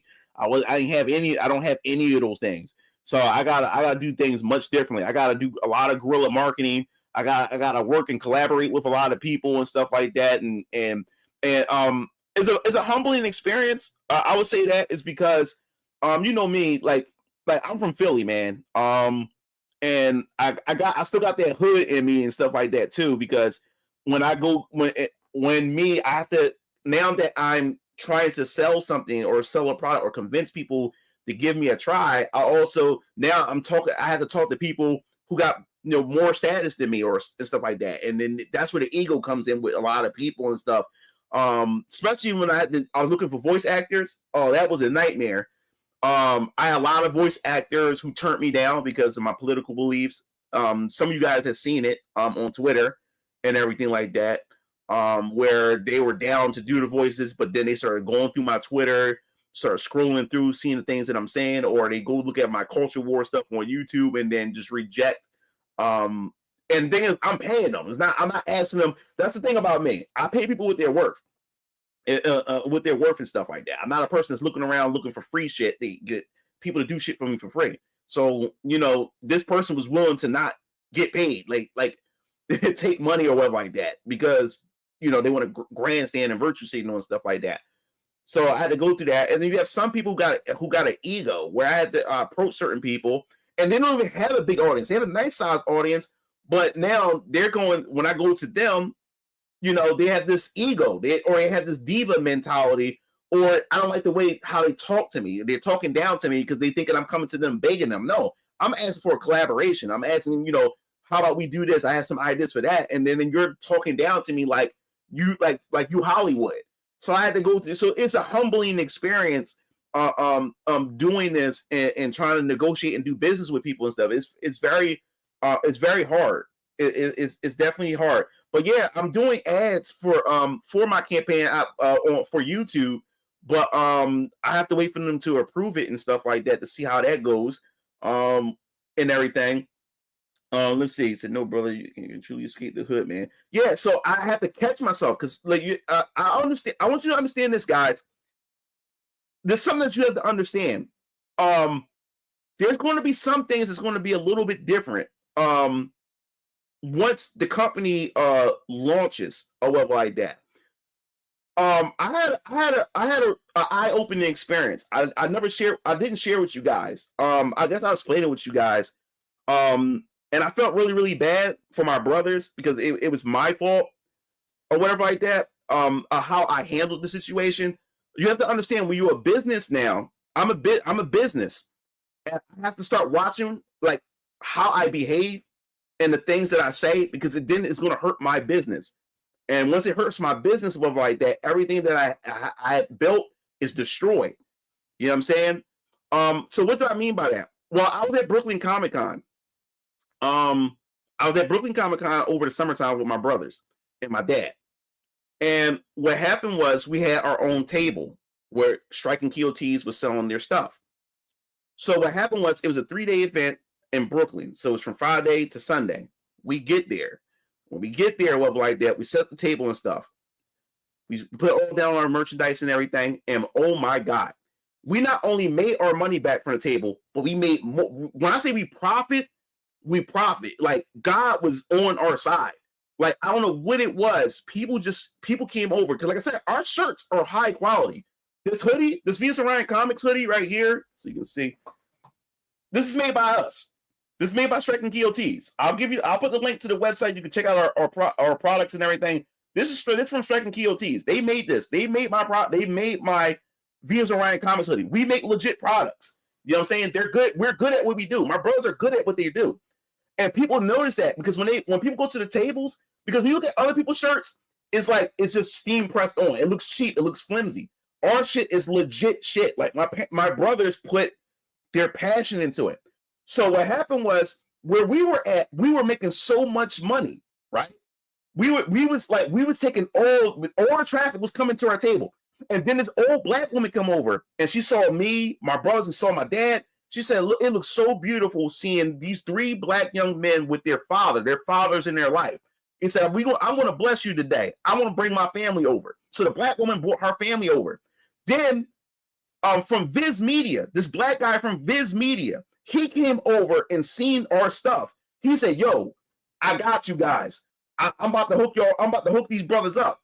He went over and grabbed a bunch of black people. They all came over and they just started buying our stuff, right? Then the black guy from Viz Media, he said, "Yo," he said, "I'm gonna hook you up with Walter Jones, the Black Ranger from Mighty Morphin Power Rangers. He was there that day." He said, "Tomorrow, I'm gonna bring him to your table so you can talk with him and everything. You can film him, everything. I'm cool with him. Like I want to hook you up with bro. I got the connections." And he's also cousins with RTC World, wherever those comedian YouTubers. He said, "Yo, I want to plug you in with them. They're my one of the guys that's on the group is one of his cousins." He said, "Yo, I would have them market I would have them advertise Striking QOTs." He said, "So I will be back Sunday. So make sure you here tomorrow. I'm bringing back Walter Jones and everybody." So I'm like, oh my God, like this is crazy. So this is where I said where everything went to shit on Sunday. Everything went to shit on Sunday. And I take full responsibility for it. And that's what I'm talking about when it comes to business and stuff. And so what happened was we come back Sunday. We come back Sunday, which is the last day. So the dude from Viz Media, he doesn't show up. He was going to be there until 12 o'clock. We had to be there at 8 to start, to set everything up and stuff like that. So he wasn't going to be there until 12. So now what happened was we get there, we get back to our table, we put all the stuff back up where they belong and stuff. And now I'm sitting down. Now there's a vendor right next to us. It's this dude that's sitting there. He was there the whole time from Friday to Sunday. And he would conversate with us. And then we had this Japanese chick who's like part of the staff that makes sure that everything operates well. She would come by our table. She would come back with fruit cups to give all the vendors fruit cups. And sometimes the Japanese chick, she would sit down with us and talk with us and chill with us and everything. So we were cool with her. So now we sitting here. It's me, my dad, and all of us. We sitting there and we killing it. So my brother and them counting the money and everything. So next thing you know, I'm sitting down on my phone. So this fat bitch comes in. This white bitch, she comes in, and as I'm sitting there on my phone, all I hear is like, why the fuck is he sitting in my spot? He's taking up all this space. So I'm like, I'm still not paying it no mind. So I'm just on my phone and stuff. And she's like, damn, like, how can I fit through? How can I fit through? And he like, what is he doing here? This, that, and the third. So I'm like, I look up. She's talking about me. She's complaining about me to her boyfriend who's sitting the table next to us, right? But she's saying it loud enough now I can hear her. Now, when I look up, and she knows that I heard what she fucking said or whatever like that. Because the table, you have this tape, you have this perimeter to where all the tables set up at, right? So what happened was my brother had an extra table, so he was able to put down extra stuff or whatever, right? So what happened was all the other vendors, they were nice, and a lot of them chicks was fat as fuck, but they were sweethearts, they were nice. They would come around in order to get to their table, they had to come around ours and walk to the back, or they would squeeze through the middle where we were at to get to their table. And they were sweethearts, they were nice. But this bitch, I've never seen this bitch before. Well, that was the dude's, the white boy's girlfriend. She wasn't there Friday or Saturday. She comes on, she never came to help him. She comes on the final day when it's time to leave. We never seen her before. So she's talking shit about me because she's saying that I'm sitting in her spot or whatever like that, and she can't squeeze and get through and shit like that. She's bitching to her boyfriend about it, about me to her, to him, or whatever like that. I hear it. I'm like, who? I'm like, what's this bitch's problem? I look up. She's talking about me. So I didn't say nothing. So my little brother Strike, he hears it and see it. When she realized that we both looking at her, she gives us this fake ass smile. And then what we did was, I said, the table's in the way. We can just slide it a little bit. So we slid it a little bit, and she's able to get through. So I'm like, okay, problem solved. So next thing you know, and we're gonna get some breakfast. So my dad said, yo, and we'll grab some breakfast. So we walked down the streets of Brooklyn. Keo stayed at the table while me, Strike, and Dad went out and to grab some breakfast sandwich, and we gonna get him a sandwich too. So next thing you know, we leave. We get our breakfast sandwich. Then we come back to the convention. I hear my brother Keo's voice. And my brother was like, I hear my brother from a distance, like, yo, calm down, or whatever like that. It's not that serious. Like, yo, whatever the problem is, we can solve this. But I hear my brother's voice. I hear the stress in his voice, or whatever like that. And then next thing you know, that came in my head, I said, it's that fat bitch. It has to be. So I walk in the back. The bitch is cussing my brother out. Say, you're not supposed to have an extra fucking table. No, fuck that shit. That's not, you're not supposed to do that and stuff. And she was cut. Every time my brother was trying to be nice, she just kept cussing my brother out. So when I walk over, I said, you fat bitch, get the fuck out of here. So I'm cussing her out and shit like that because I knew it was her. So every time I look at my brother, every time he's trying to be nice, she just kept being disrespectful, getting in my brother's face, cussing him out and stuff. So I lost it. I said, yo, bitch. I just snapped out on her, whatever like that, right? I said, yo, what's the fucking problem? I told her, I said, yo, what's the problem? I said, if we're taking up space, we can just slide the fucking table and you can get through. What's the problem? Why are you being confrontational? I said, if it was a fucking problem, then somebody should have said something. Matter of fact, your man's over here. Her boyfriend's sitting there the whole time. His bitch is just yapping at the mouth. His bitch ass is just sitting there, just letting her talk. He's not saying nothing. He got his head down and everything. So you know who's running that. You know who's wearing the pants in that relationship. I said, why are you being confrontational? I said, it doesn't even have to go this far. Why the fuck is you cussing at my brother? Why are you cussing us the fuck out for like that? If it's a problem, let's solve this. We can eliminate this problem. What's the problem? Well, you're not supposed to have an extra table over like that. You're only supposed to have one table. But I said, but this is our section. It's within the perimeter and stuff like that. But if it's going to be an issue, we can remove the table. Then what's the problem? And she just kept rambling. And I said, first of all, I said, yo, who the fuck are you? I never saw you here before, but like that. I said, how come this is a problem now? Your man's over here. He sat here and chilled with us the whole time and never said shit. So why are you coming here making a problem out of it? Yeah, so he sits there. So he sits there the whole time and don't say anything. He got his head down and everything. She's doing all the talking and shit, right? So now it stops, right? So Strike is saying, bro, stop, bro, stop. Like, he's telling me to calm down because my brother said, yo, bro, you have to calm down because, yo, we're black. So you're right now, we look like niggas right now because we loud. I'm calling her bitch. I'm calling her all kinds of stuff, and everybody's quiet. All the white people were looking around like, what the hell is going on?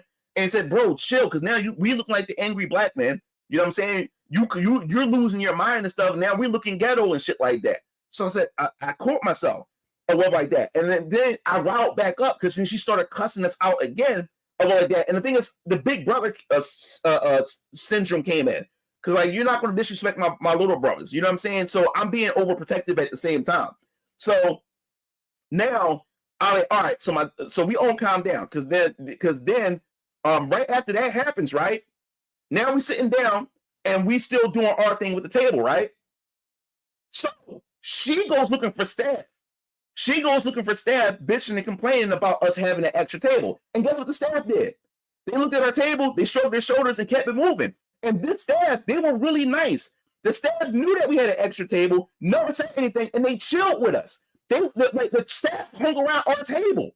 That was the crazy thing. They hung around us the whole time, the whole convention and stuff. So they didn't see the issue. They didn't say nothing or what like that. So they kept ignoring the fat bitch, right? So next thing you know, she leaves, right? Now we sitting here. We sitting here doing our thing. Now we about to open up because the customers are about to start coming in like another hour. And it's about to go on 9 o'clock. So what happened was, next thing you know, the Japanese chick show up. She shows up, and right behind her is the fat bitch, the white bitch. She shows up. She walks over, and the Japanese chick said, listen, now, the thing is, I see from the corner of my eyes, because the Japanese chick, she was scared to approach our table, because she sat there contemplating, because the white bitch kept complaining, kept pointing at our table. I could see her from my peripheral. She's arguing with she's talking to the Japanese chick, and then she's pointing at our table and stuff like that. And like I said, we had a good rapport with the Japanese chick. She was chilling with us. So now she's making her approach us. Now she's sitting there contemplating like what she should do. So she finally comes over. Japanese chick comes over and she said, listen, like, I want to know what's the problem here or whatever like that. So she was like, I'll say, my brother Keo comes up and he said, listen, she's upset because of our table, that we have an extra table, this, that, and the third, and she's saying that she has no room to be able to go, to go into her vendor section and stuff like that. And my brother said, I don't see what the problem is. All we can do is just slide our table over and that will solve the issue. But instead, she's being confrontational or like that. So this is the thing that pissed me off. The Japanese chick threw us under the bus. She threw us under the bus. She said, well, for starters, you're not supposed to have an extra table. So I said, whoa. I sat there. I said, whoa, hold up. So I didn't want my dad to get involved. So my dad said, because my dad was about to have it. But I was like, no, my dad, like, this is the king right here. The king don't need to say shit. So I get over there. So I was like, wait a minute. We had this table here. The whole time since Friday. Now it's the last day, Sunday. You came here at this table with us, sat at this table with us, looked at the items and picked up the items, said how you like these items and everything. Now you're trying to put this on us and say that we weren't supposed to have an extra table. Well, when you ordered like that, this is your space, but you're only allowed to have one table because the table is not supposed to go outside the perimeter, but it's not outside the perimeter. It's not outside the tape. Well, this extra table is going to cause people to knock things over or trip over it. I said, come on, miss. Like, don't do this. You know that's not the case. No one tripped over this stuff or whatever like that. I said, and this is my brother Keo said, aren't you the staff, right? Because she had staff on there. So my brother said, if you're the staff, and if this was an issue that we did this, how come you didn't say nothing? And how come that every staff member that was walking by and chilled at our table and knew that we were supposed to have this extra table or whatever like that, how come y'all didn't say nothing? So why is this, or how is this our problem? Or how is this our fault?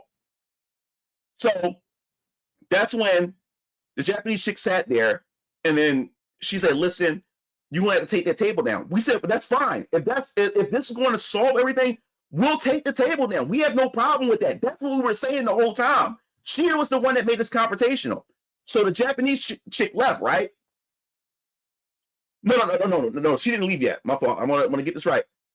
So next thing you know, while we talking to the Japanese chick, the fat white bitch, once again, yap in her mouth. She's cussing us out again. So I was like, yo, bitch, you say something else again, it's going to be a problem. Shut the fuck up. So right after that happened, right? This black boy come up, with his tight muscle shirt on and everything. He said, whoa, we ain't going to be having no cussing in here. It's Sunday, this, that, and the third. So when the black boy come over, when he said that, because like I said, the hood nigga came out of me because he came over aggressive. He came over at our table aggressive. Now my dad get up. Because now my dad is getting up. So, who the fuck is? So, next thing you know, my dad's like, who are you, brother? So, I'm like, who is this nigga? So, I'm pointing at him. Because like I said, he came over, we ain't going to be having no cussing in here, this and never. I'm like, who's this nigga? I'm pointing at him. I'm pointing like, who the fuck is this nigga? Now, I didn't see his shirt. He's the owner of the convention. He's the owner. Now, this was the problem. When I said, who's this nigga, like I said, his ego kicked in because he's looking like you should know who I am. Because I was wondering why all the vendors was kissing his ass or whatever like that.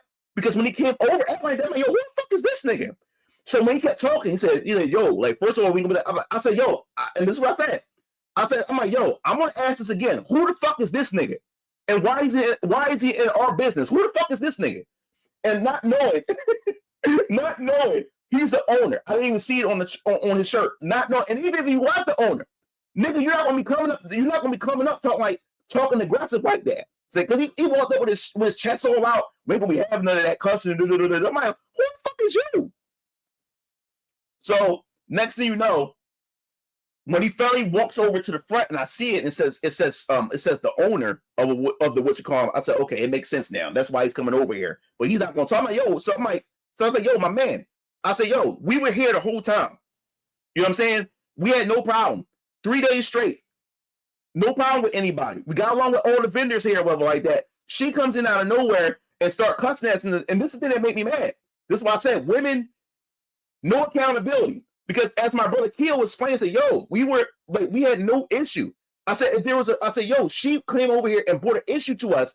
And he said, look, I ain't trying to hear none of that. That's besides the point or what like that. I'm like, what do you mean it's besides the point? She came over here antagonizing us. What do you mean you don't want to hear that or what like that? She came over here cussing us the fuck out. What do you mean you don't want to hear the fact that she came over here antagonizing us?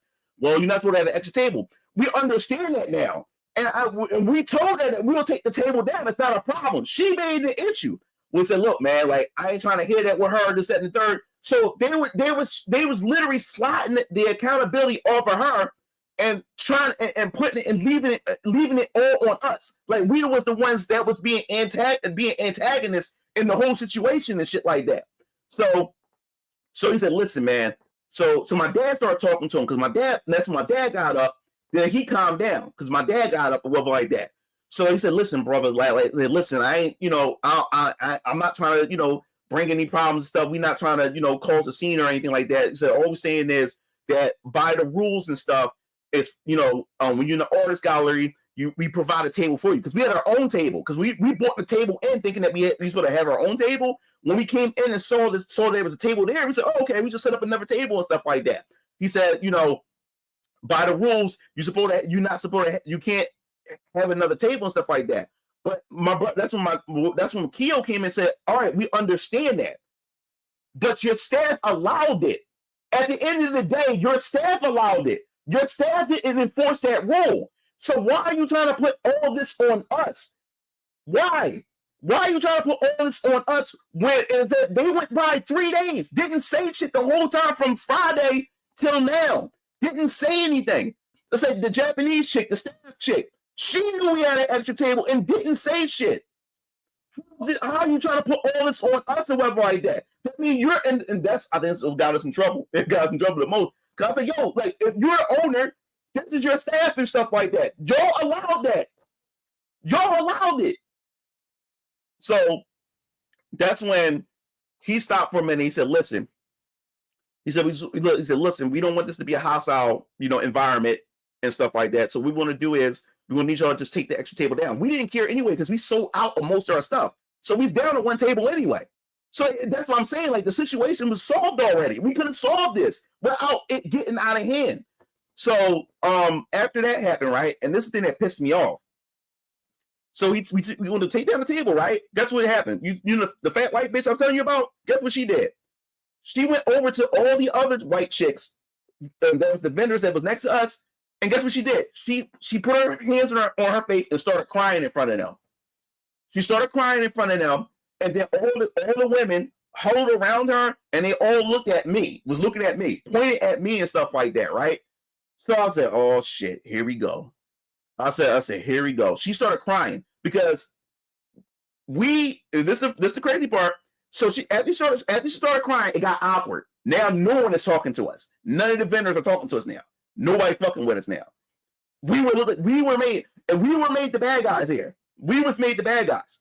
So no one is talking to us now. So we taking down one of the tables, right? So this what happened. The owner came back and came to my dad and said, listen, brother, like, I appreciate it, man. I appreciate what you and your sons are doing, this, that, and the third. He gives my dad a pound, right? He leaves. The fat bitch start crying, get around all the women and shit like that, start pointing at me and everything. And then they all walk off. So as we taking down the table and we moving everything over to the other table, right? The owner comes back. Well, as he's coming back, there's like six or seven security guards, including one dyke security guard. They all come over, all black bulls come over with one white chick, dyke. They all come over behind them. So I'm sitting there, I'm looking like, okay, what is this for? So now my dad getting ready. We looking, they got the security guards and everything. So we looking like, what's going on? So he said, listen, man. He said, I see that y'all got your thing going on, y'all making your money, but that they have to stop today. What like that? We can't have a hostile environment, So we're gonna give you your money back, and y'all gonna have to go. Y'all gonna have to bounce. I was like, I sat there and I saw my brother's face, Keo and Strike's face, and then my dad was like pissed, and dad said, you know what, that's cool. So I felt so bad was because I bought that image on my brothers and them. I fucked their money up. Yeah, they were wrong, but I could have handled that better. And that could have fucked Strike and KOC's business up. That could have fucked them up because those bitches, because she went back and told them that. She started crying and stuff. She did the white woman tears, went over to them, and the owner is black. They're all black. They came back to the black man came back to us and to protect the white woman and told us we had to leave. She came over cussing my brother out, and cuts me out. She came by and antagonized us. The Japanese chick threw us under the bus. That white bitch cussed us the fuck started antagonizing us. Everybody threw us under the bus. We had to go. We had to fucking leave. They made us go. They made us go. And I see my brothers in the face. My brother Keo was destroyed. Strike was upset because it was Strike most of the time telling me to calm down. And I'm supposed to be the older brother. I'm supposed to be the one setting the example.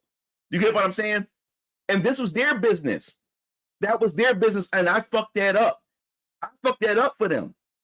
And like I said, we not only made our money back, we also profited. We profited. And we would have had a lot more money that day. And guess what else fucked up? I didn't get a chance to meet Walter Jones, the Black Ranger that was supposed to be set up for us. I didn't get the connection with RTC World. All that was fucked up. And guess what? Our money wasn't refunded. The nigga lied to us. He didn't refund their money. The convention didn't refund their money. And as we're packing up, guess what? She was smiling and happy again. All that was fake tears. And I was so angry. because I gave that victory to her. And everybody watching us, it was embarrassing. Everybody's watching us pack everything up. And then one of the other vendors that I was cool with, they were upset, like, what happened? What's going on? Why y'all leaving or whatever like that? And we explained what happened, but that was embarrassing. I embarrassed my brothers. I embarrassed their business. I embarrassed that. And she won. She won. That fat bitch won. And all those women around they all pointing and laughing and shit like that. But guess what? I'll tell you one thing. They weren't the only reason why the reason why that gallery where we were at were making money. They were making money because of us. Because when everybody crowded to our table, they would filter off into other people's tables. But we're not there no more. Before we was there, before we got there, they wasn't making money. They were only making money because of us. So it fucked them over. Me as an older brother, I fucked it up for them. And we had to pack up. People watched us pack up. And we watching the fat bitch, you know, all that fake tears and stuff. She's all happy and shit like that, watching us leave. And I was like, almost like you wanted to show her. Yeah, I wanted to. That's how I felt. That's how I felt. That's how I felt. I literally felt that way, man. Yeah, man. And I did. I made us look like niggas. I did, man. I made us look like niggas, and that's what I did. And that's why with Venus Orion Comics, I can't do that. Because imagine if I had Venus Orion Comics and that happened. Can you imagine that? I'm selling my comics and stuff, and then this bitch come over and I cuss her the fuck out. That's not gonna look good for my business. And then the humiliation of me packing up my comics and packing up my whole entire setup. So I have to do better, and I also have to watch what I say and watch how I conduct myself once Venus Orion Comics it opens up. I have to watch certain things, man, because that would destroy everything. That would destroy everything,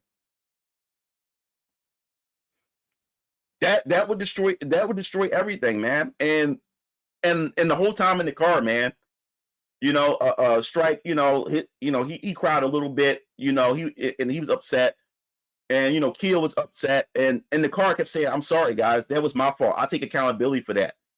I messed it. This was your business. I came here just to support and help y'all business, and I got y'all kicked out. And it made me mad about the whole thing with like the whole women privilege thing, because she cried. It was fake tears. Because like I said, we got along with everybody, and people watched her antagonize us. But she started crying and everything. All the other women started crowding around her, started pointing at me because I called her a fat bitch. That's what she was crying, because I called her a fat bitch.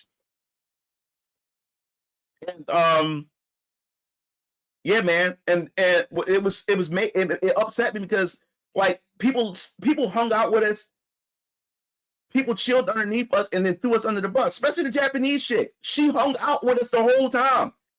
For those 3 days, she was hanging with us, and she threw us under the bus. She took her side. I was like, wow. That's what that angered me more. God said, "Yo, that's crazy. Like women got that much power. They can do. She was able to turn everybody, even when people saw her antagonize us. They all jumped on her side." And I was like, "Wow, we get kicked out. Here it is, and this was a black. This was a black owned. This was a black owned convention, black owned, and that messed me up. You know, she cried her white tears to the black man. He got his security guards, and they all came over, and we had to go. And if you was on my Twitter, y'all seen the day that I posted, "Yo, we killing it here," but I never shared that we got kicked out. I was too embarrassed to share that.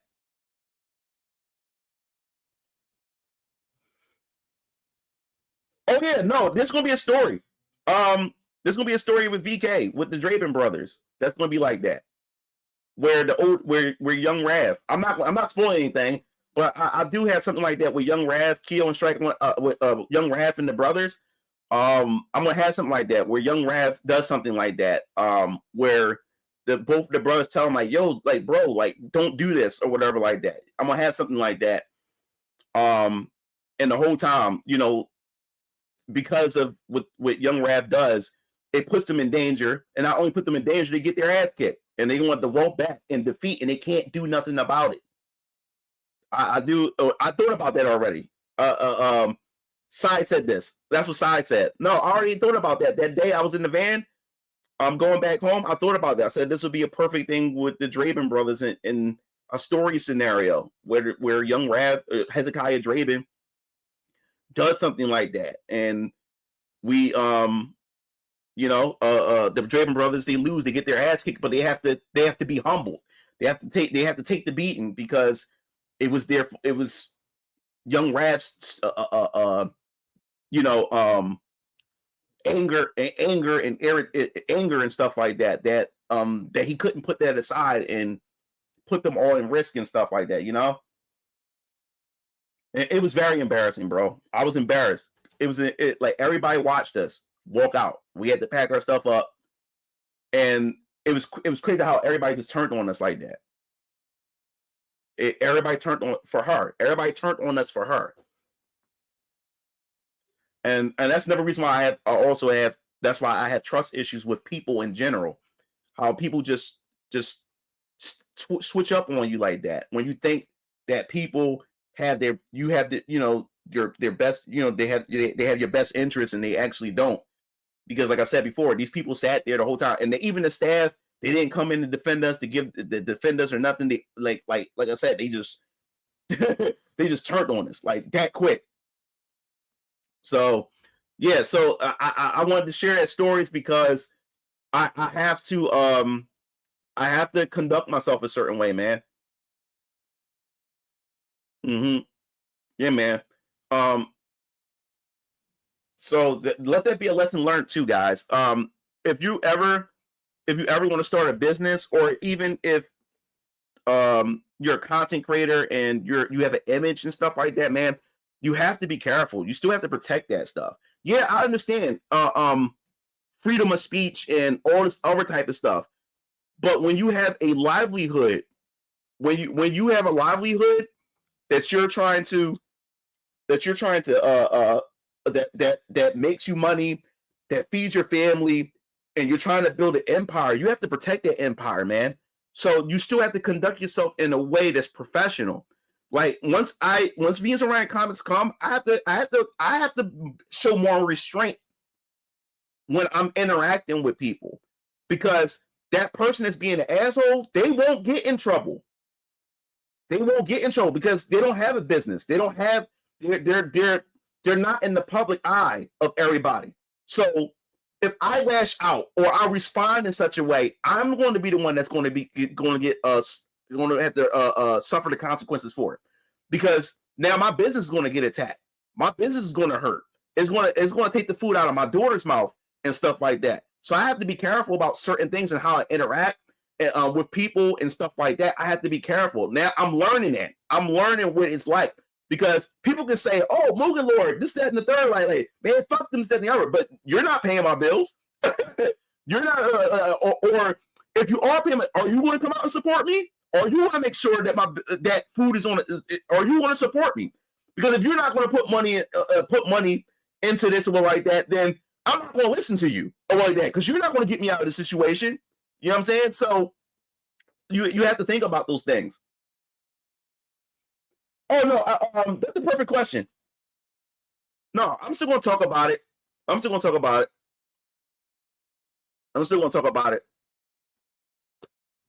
But it's just things. It's certain things I have to watch out, because I experienced it firsthand. I experienced it firsthand, and the thing is, it's good to say these things and stuff like that.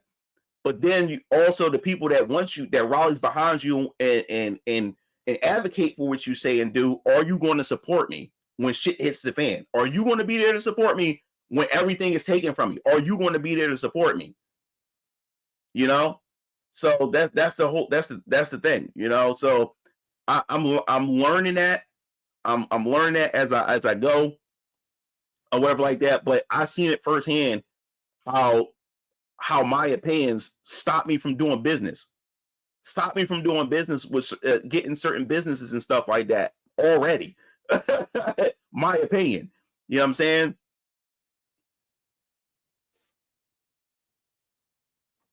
Yeah, so this is for everybody. This is for everybody to learn, man. This is for everybody to learn. You have to be smart sometimes when it comes to certain things. You know what I'm saying? And you hello, how's the stream going? Just a little bit around. One second, it's my artist. 1 second, guys. That is dope.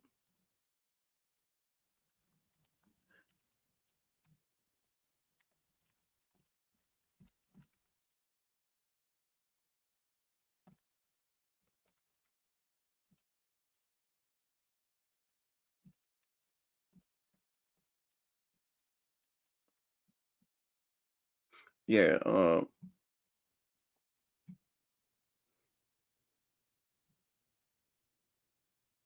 that came out good. 1 second, guys. Let's talk to my artist real quick.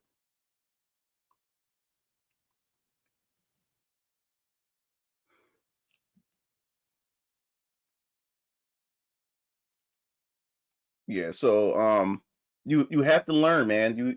You have to learn that stuff. Have you ever faced another incident like that since? No, I haven't faced another incident like that. We went to another convention. That convention went perfect.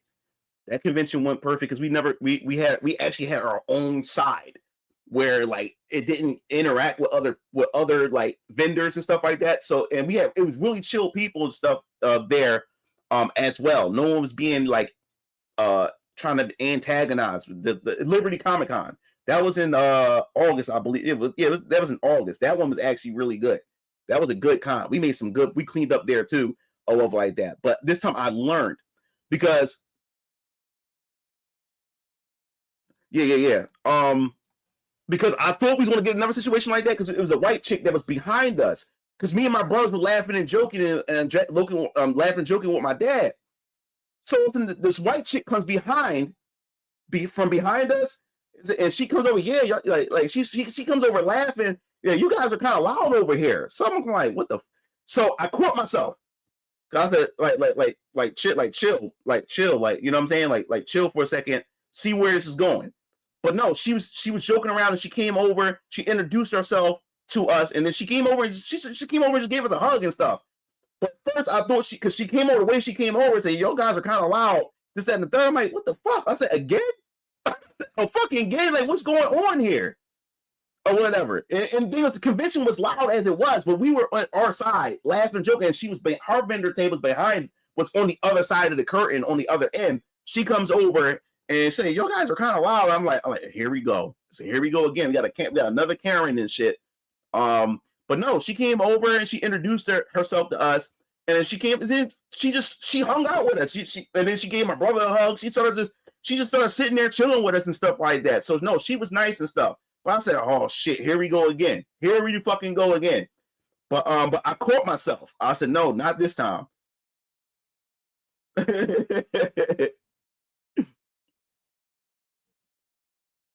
Man, what's that?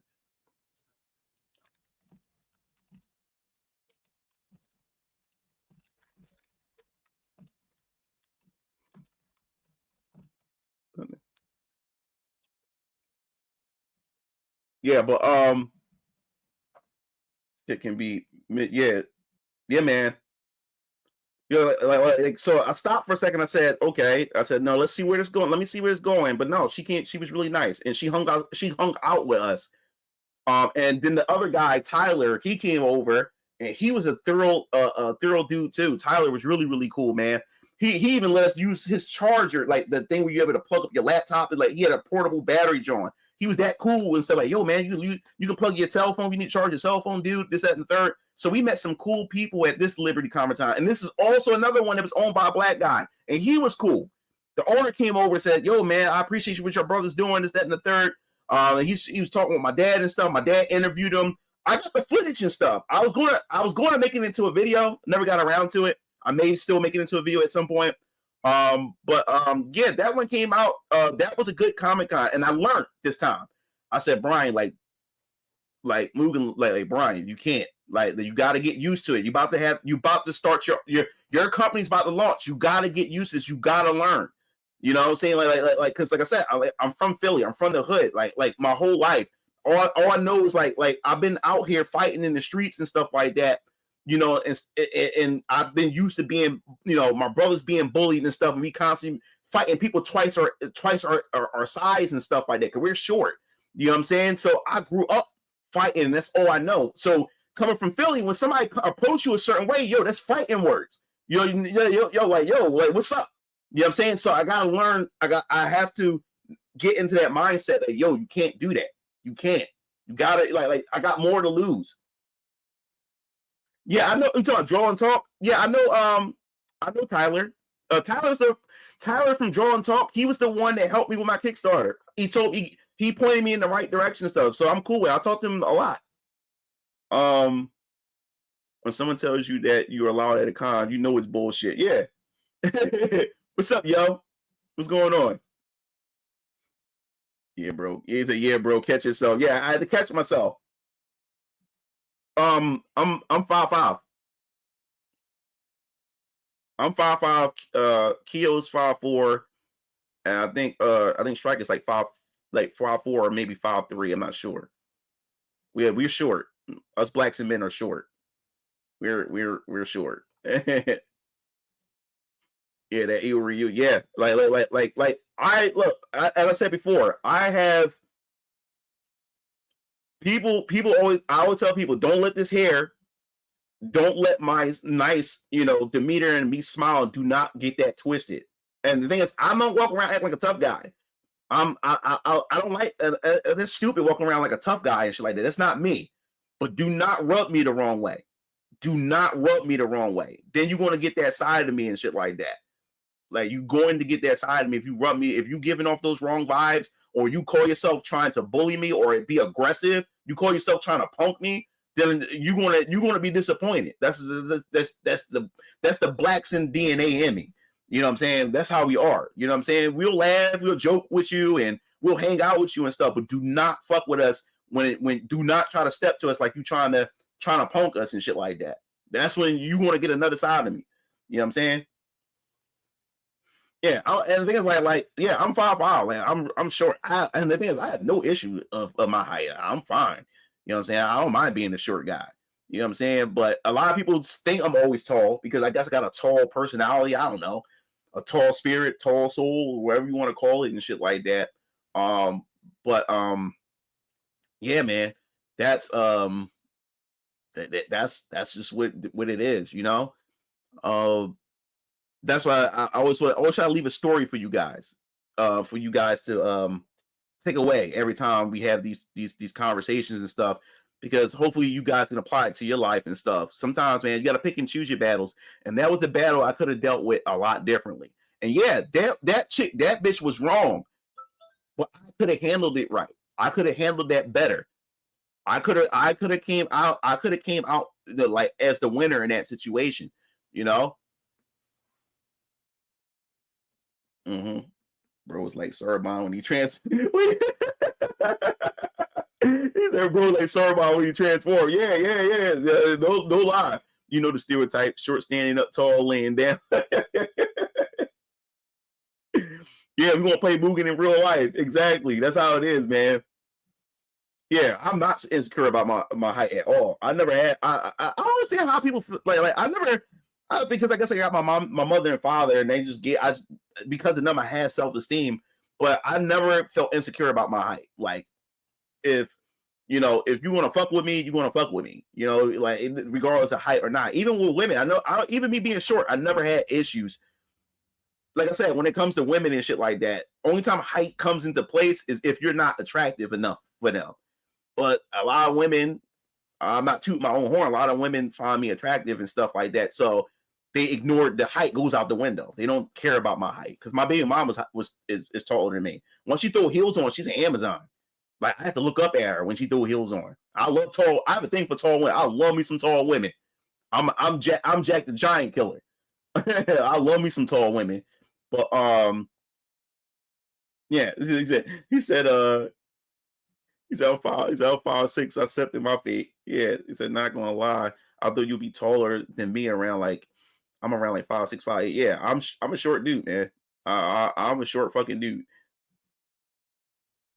That what if Tifa ends up in Street Fighter 6? All right, that would be forgiven if she was in Street Fighter. If Tifa was in Street Fighter 6, that would be forgiven for what they fucking done with fucking Clive in Street Fighter, no, in Tekken fucking 8. Now the thing is, don't get me wrong, Clive is a great Final Fantasy character. Clive is a good Final Fantasy 7 main protagonist. I like Clive, despite me not really liking the gameplay of Final Fantasy. The storyline was.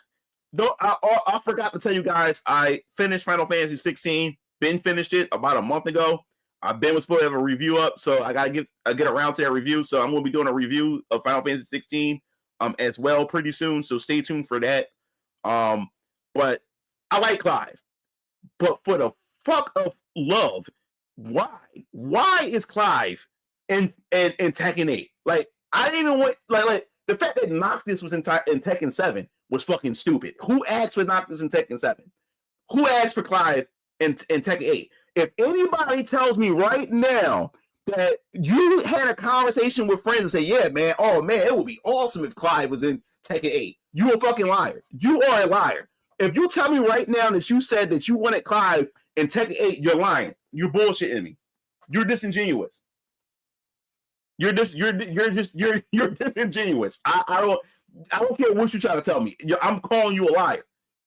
But that was the stupidest inclusion. But you gotta understand. Yeah, I made a video about Tifa. Now the thing is, okay, Tifa's not in it. All right, whatever. You know, I'm not gonna sit there and destroy my room because she's not in it. Oh well, she's not in it. But that would be crazy if she get in Street Fighter 5, Street Fighter 6 instead. All is forgiven after that. Like it doesn't matter at this point. That's what I'm talking about. I said this in my stream last night. Like Clive should have been in a Soul Calibur game. Noctis could have been in the Soul Calibur game. Because I'm telling you right now, we're going to get a Soul Calibur. What we want Soul Calibur 7? We're going to get a Soul Calibur 7 at some point. Not Clive could have been in that. He could have been in that. Why you like?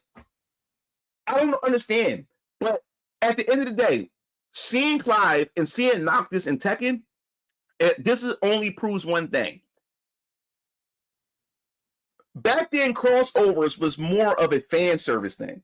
Now, I'm not saying that guest characters today aren't, but now they understand, developers understand the effectiveness of having these crossovers in their game, having these guest characters.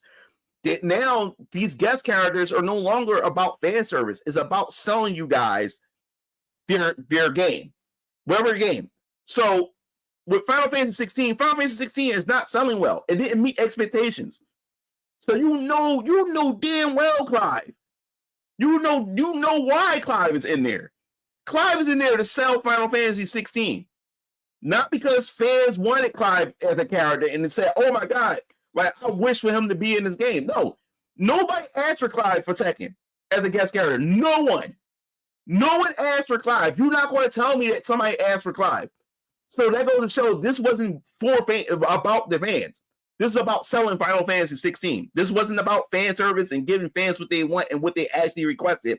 This is about selling Final Fantasy 16 because that's what they really need at right now. Yeah, it's a paid promo. Oh, wow. Yeah, paid promo. That's all it is. Yeah, that's crazy. That's the case. TV should end up in sometimes. Yeah, like that's what I said. It's like that's like Sega putting. That's like Sega having Ichiban from the Yakuza game and Soul Calibur. Like Tekken, like that's how ass backwards Bandai is. Like they would do shit like that instead of putting Ichiban from Yakuza and Tekken, they will put that motherfucker in Soul Calibur, but then they take somebody like Clive that should be in Soul Calibur and put them in Tekken. That's how ass backwards they are.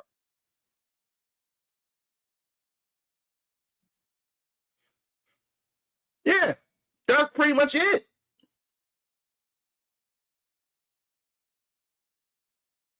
Yeah, I can believe that. To be frank, Clive and Jill share similarities. They both even have time events. Yeah, like, oh, they lost the plot with with Tekken 6. To be honest, since Tekken 6, Tekken 6 was not fun. I bought that game and then lost interest in it. I did not like Tekken 6. Got less and less realistic. Negan would drastically get beaten by Joe. Bro, bro, even the Negan thing. I remember when they first showed Negan in Tekken 7. I was like, why? Tell me right now who said that. Who said? I need to hear. I need to be a fly on the wall and listen to conversations to see if somebody said, yo, you know what would be cool, bro? Let's put Negan in Tekken 7. That would be cool. That'd be awesome, bro. Hey, you know what I'm saying? Like, come on. No. I refuse to believe that shit. I refuse to believe that shit. All right, Vernon, man. Take it easy, man. Take it easy.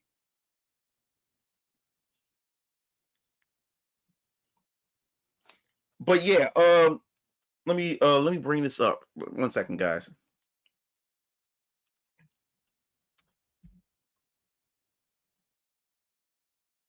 One sec.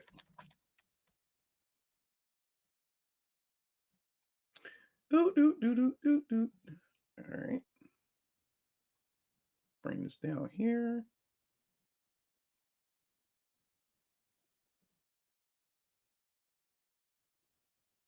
Wow. Awesome. Awesome. All right. So I got to do this.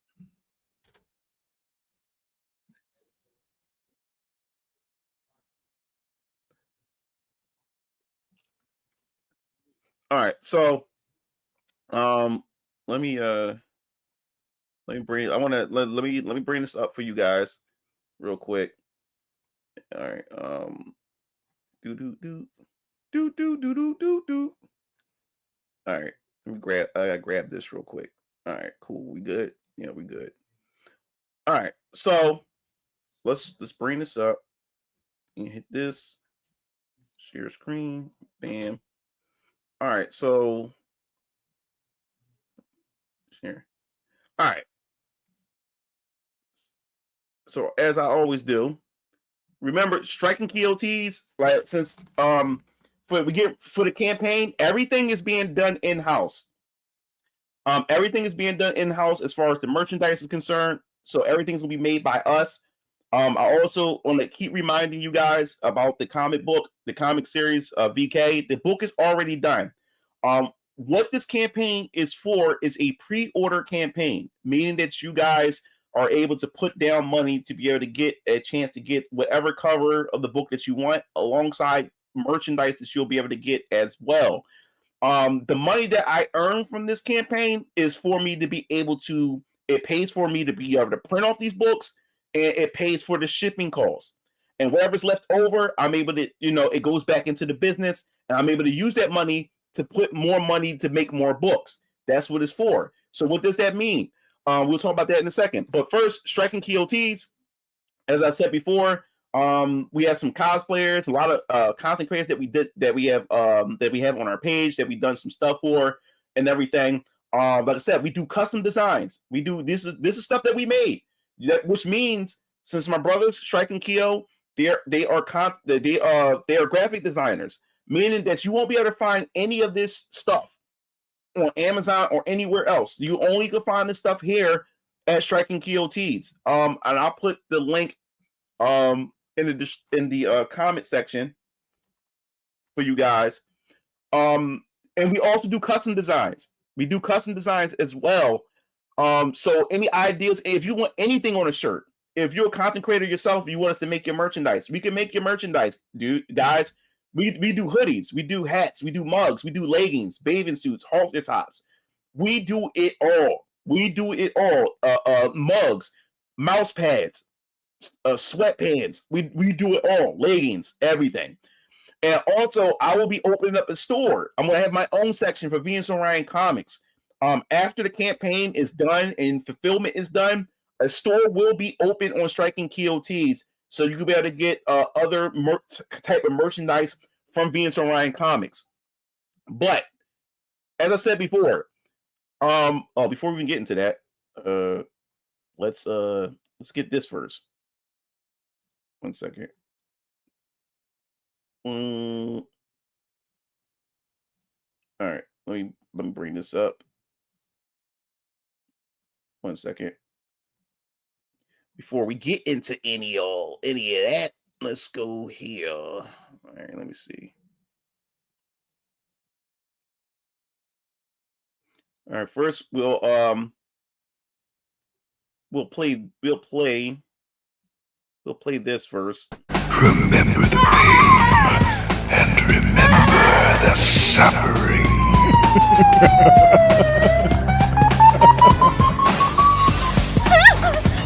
He just tried to kill me and now his severed head is on my floor.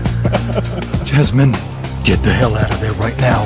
Well, am I right, vampire? Damn it! Looks like the police are heading in your direction. Everyone around you will pay the ultimate price. Only then will you become the man I remember. Hezekiah Driven.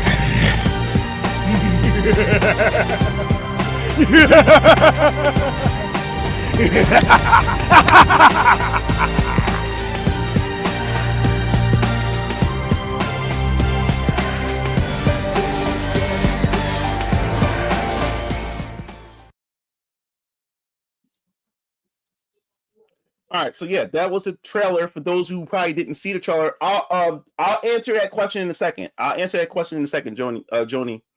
But yes, back to this. So if you go to the my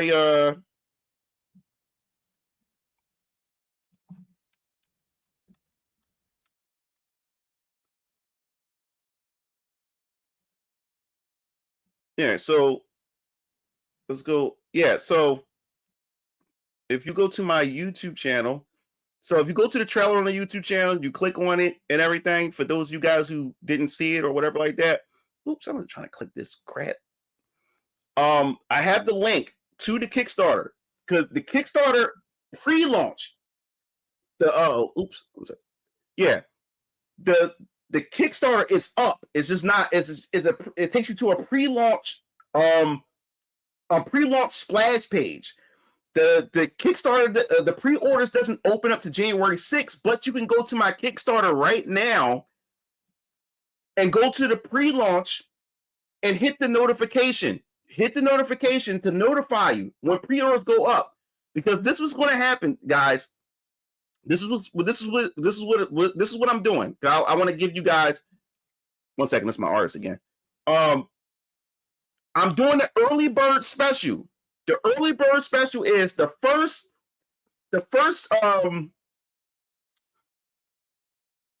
20 people.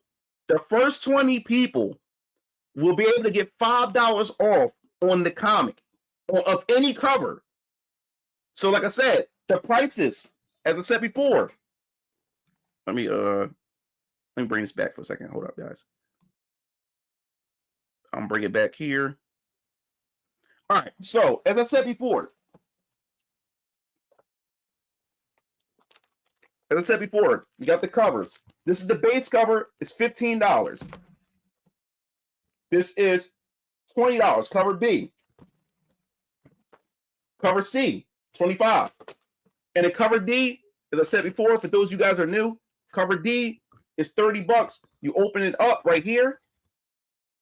It makes one full picture and everything. I did a whole thing about it. And as I said before, this is the inside and what it looks like and stuff. So, yes, the first 20 people who gets in, when the pre-orders open up, the first 20 people will be able to get the early bird special, $5 off on all the covers. So if you get this one, instead of it being 15, it'll be 10. Instead of this being 20, this will be 15. Instead of this being 25, this will be 20. And instead of this being 30, this will be 25. So the first 20 people that get in, so that's what I said, hit that notification.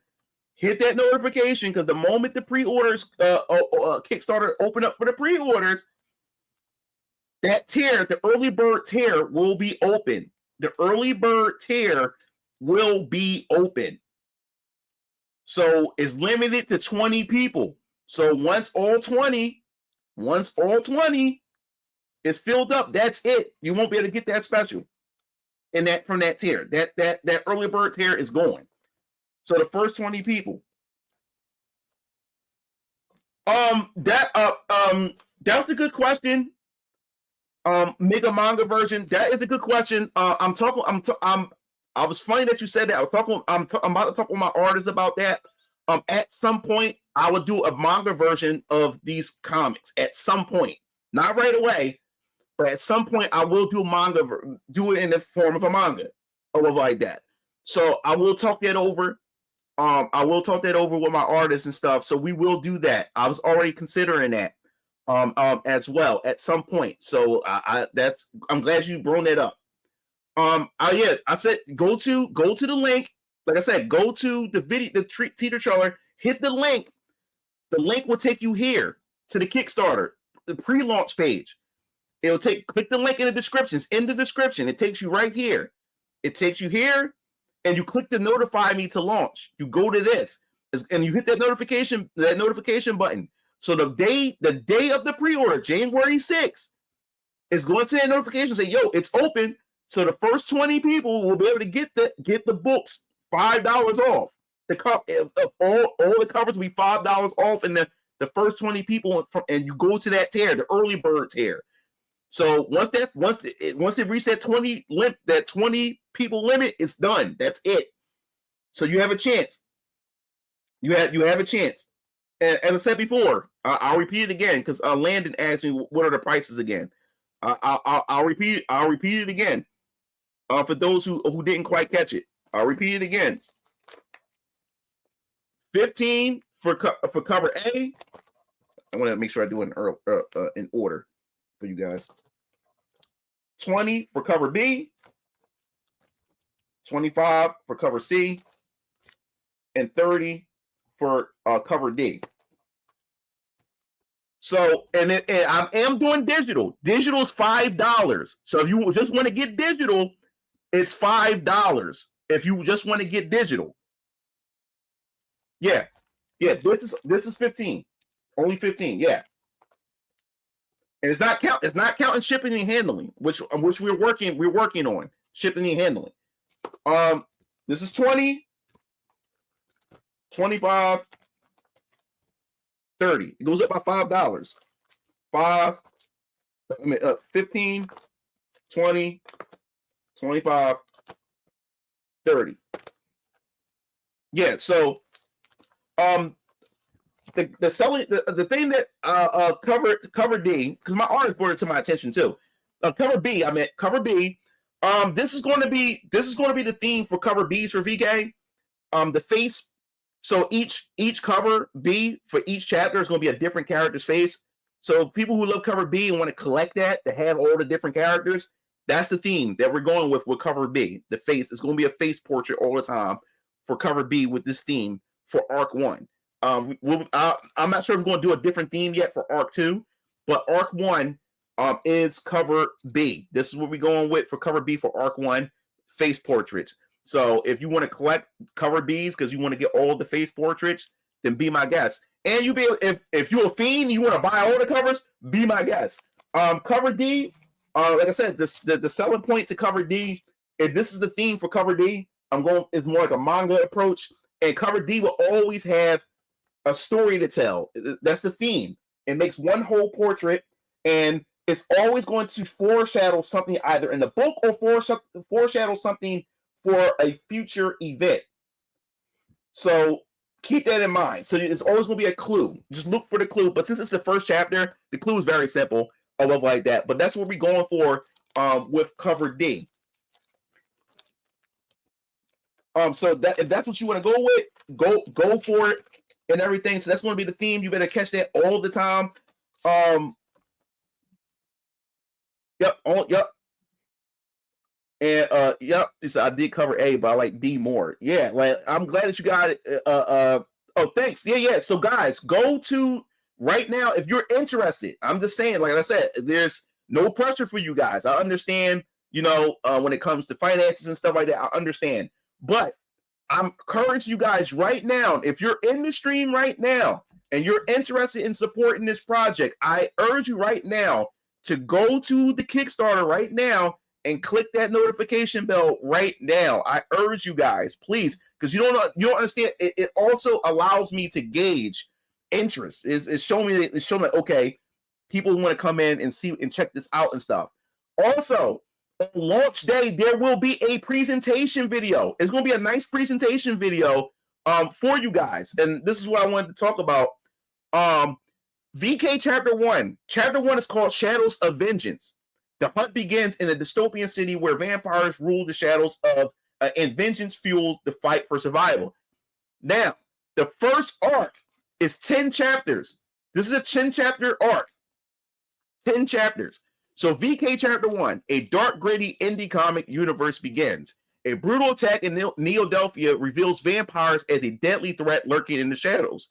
VK Chapter 1 follows young Rav, a relentless vampire hunter thrust into a battle for survival that could determine the city's fate. This isn't just the start of an epic story. It is the foundation of the Venus Orion Comics universe, a world I've crafted for 5 years. I've been working on this for 5 years, guys. I've been at this for 5 years. This is definitely a passion project of mine. But yes, this is the first. This is the first arc. The first arc is called Shadows of Ascension, and by the time you get to the 10th chapter, you will actually know why it's called Shadows of Ascension. Just look at the keyword ascension. Ascension. Just think that's going to be. You're going to understand why ascension is a thing. By the time you get to the final chapter, which is the 10th chapter of arc 1. So VK Chapter 1 is the first of 10 chapters in the Shadow of Ascension's arc, a gritty tale set in a dystopian city where corruption and vampires rule the shadows. As alliances are tested and secrets unravel, young Rav and the Retributes. Now, I haven't really I'm not spoiling anything, but young Rav, the Draven brothers themselves, and Varian, they're not the only characters. They're the main protagonists, but Varian leads a group called the Retributes. I won't spoil anything, but there's other characters that's fighting alongside Strike, Kyo, Young Rav, and Varian. There's more characters that's going to be introduced in VK that's going to be fighting alongside the Draven brothers and Varian. And I can't wait to show those characters off and who they are and who the Retributes and what they represent. And that's cool. Now, I also want to be like very transparent with you guys, so you know you're getting yourself into when it comes to VK Chapter 1. VK Chapter 1, it's only focusing on Hezekiah Draven, which is his alias is Young Rav. It opens up with him. The first chapter opens up with Young Rav. You'll find out why Striking Kyo, which is Isaiah and Caleb Draven. You're gonna find out why they're not in this first chapter. You're gonna find out why. There's a reason why they're not in the first chapter, but it opens with him, with Young Rav or whatever like that. But chapter 2 is going to have Strike, is going to have Kyo, is going to have Young Rav, is going to have Varian, and it's going to have the Retributes. They all want to make an appearance in chapter 2. And chapter 2 is going to be a longer book. It's going to be a thicker book. So I'm letting you guys know now. Chapter 2 is going to be a pretty beefy book compared to this one. This is 32 pages, 28 pages of story. This next book, chapter 2, is going to be over 32 pages. We may be looking at 42, maybe 52 pages. It's going to be a lot of content, a lot of world building, especially in chapter 2. But this is an introduction to set up everything else to what's to come within this arc. Just to let you guys know. And I want to support the manga look, so I'm getting cover D. Awesome, dope. C and D look dope. Yes. So I just want to put that out there. This chapter focuses on Young Rav or whatever, and this will set everything else up. So I can't wait. I also want to put it out there. All the chapters. I want to just announce this now. All 10 chapters, the scripts are done. I'm finished. The first arc is written. It's all done. I did so many drafts. And I finally finalized everything. All 10 chapters are done. It's just now, just turn them into books. So you don't have to worry about, oh man, I can't wait for the next chapter and stuff like that. I wonder when Mugen Lord's going to get to that or whatever like that. So when you see, when you guys begin pre-ordering chapter 1, me and my artist Jessica, we already going to be working on chapter 2. I won't give a release date because I don't do release dates. I don't announce release dates until the book is in my hands. Once the book is done in my hand, then I will say release dates for campaigns. So don't ask me anything or when it's coming out, because I'm not going to tell you. If the book is not in my hand, I'm not going to tell you what the date is, because I'm honestly still working on it. Because the thing about this is I don't want to promise something that I can't deliver, meaning that things happen. If I give you a date and I'm still in the process of making the book and it don't happen, you guys are like, hey, Google, what's going on? So no, once the book is in my hand, then I'm able to give you official dates. But yes, my artist and I is already going to be working on chapter 2. We already going to be working on it. So as I said before, I know for a fact, I know a lot of people aren't. Thanks. Let's see. Yeah. So yeah, you also got to make a Kickstarter in order to join. So when you hit the notification, it's going to ask you if you have a Kickstarter account. So you're going to have to make a Kickstarter account. I want to put that out there. So when you do try to hit the notification, you got to make a Kickstarter account in order to be able to engage with anything Kickstarter related. So you got to make a Kickstarter account. You got to put that out there. You got to have a Kickstarter account. So those of you guys right now, if you're looking forward to like showing some support, click the notification right now. Make a Kickstarter account. Yeah. So the reason why I started with this first out of all the other things, you have to understand, Young Rad, VK was only supposed to be an idea. And then we decided, and we wanted to make it an anime, but we knew it was going to be expensive to get an anime done. So what's the best way to start? To build an audience to eventually go to anime. To do that, let's start with a comic first. Build an audience, build a base, and then once we able to gain that fan base and make enough money, then hey, let's start talking animations and stuff. So VK, the reason why VK kicks off the universe. So the idea was only VK. As I started working on VK, I started coming up with all these other ideas of characters. And then I said, oh man, if I make ideas for these characters, and then I said, damn, like, all right, I gotta make this is gonna have its own type of world and universe and stuff. And I said, no, man, I want to do it. I grew up with Marvel and DC comics, where you got your Spider-Man, you got your Hulk, you got Wolverine, all of them share the same space. And I said, no, I want to do the same thing. So as I started making characters that were unrelated to VK, I was like, why not put them all in the same universe? Let's do what Marvel and DC does. You got a bunch of characters, they all share the same universe, they share the same space. So I wanted to do the same thing with the Venus Orion Comics universe. So yes, that's why this series is first, because if it wasn't for the idea of VK, all these other series that you see back here, like Ultra Squad X, none of that wouldn't even come to be if it wasn't for this. So this is the book that kicks off the universe, and this is like the main series. Like there's going to be a lot of important stuff that's going to be found as far as like world building and mechanics of my universe and everything. It's going to be found in a lot of other books, but VK does the heavy lifting, because like I said, it's not just about killing vampires. They're going to be fighting werewolves. They're going to be fighting succubus, demons, all kinds of stuff. And guess what? You got Ultra Squad X. This is my universe mutants. They're aberrants, but this is my version of mutants or like that. Yes, Young Raph and I'm going to encounter aberrants too. And outworlders, people who come from another planet or solar system or galaxy or dimension, who find their way onto Earth and make Earth their home. So you're going to see a lot of that. So don't just think that it's just focused on vampires. No, there's going to be a lot of other things that the Draven brothers and everybody's going to encounter in this. Yeah, so that's how it works. When it comes to this. But as I said before, you go click the link. Oh, let me just post it. Here's the link, guys. It'd be a lot easier if I'm sitting here doing all this talking and just. Here's the link. Here's the link to the Kickstarter for you guys. So you just click that link Oh shit. Was it oh, it goes to all of them. Okay. So yes, that's the link right there. So you click on it, it takes you straight to this page. So yes, there's I've written all 10 chapters are done. All 10 chapters are written. So as I said before, if you guys want to see animation, that's all determined of how much you put into the how much you guys support it. As I said before, if I'm already creating goals, I'm already creating goals. If I there's two important goals. I mean, I have lower tier goals and I have high tier goals if we reach them. If I happen to make 50K from this, I will make a full length animated trailer, voice acting and everything. Me and my artists will sit down, do some storyboards and everything. It's not going to be a trailer to chapter 1. No, it's going to be a trailer to the entire. It's going to be a trailer of the arc itself.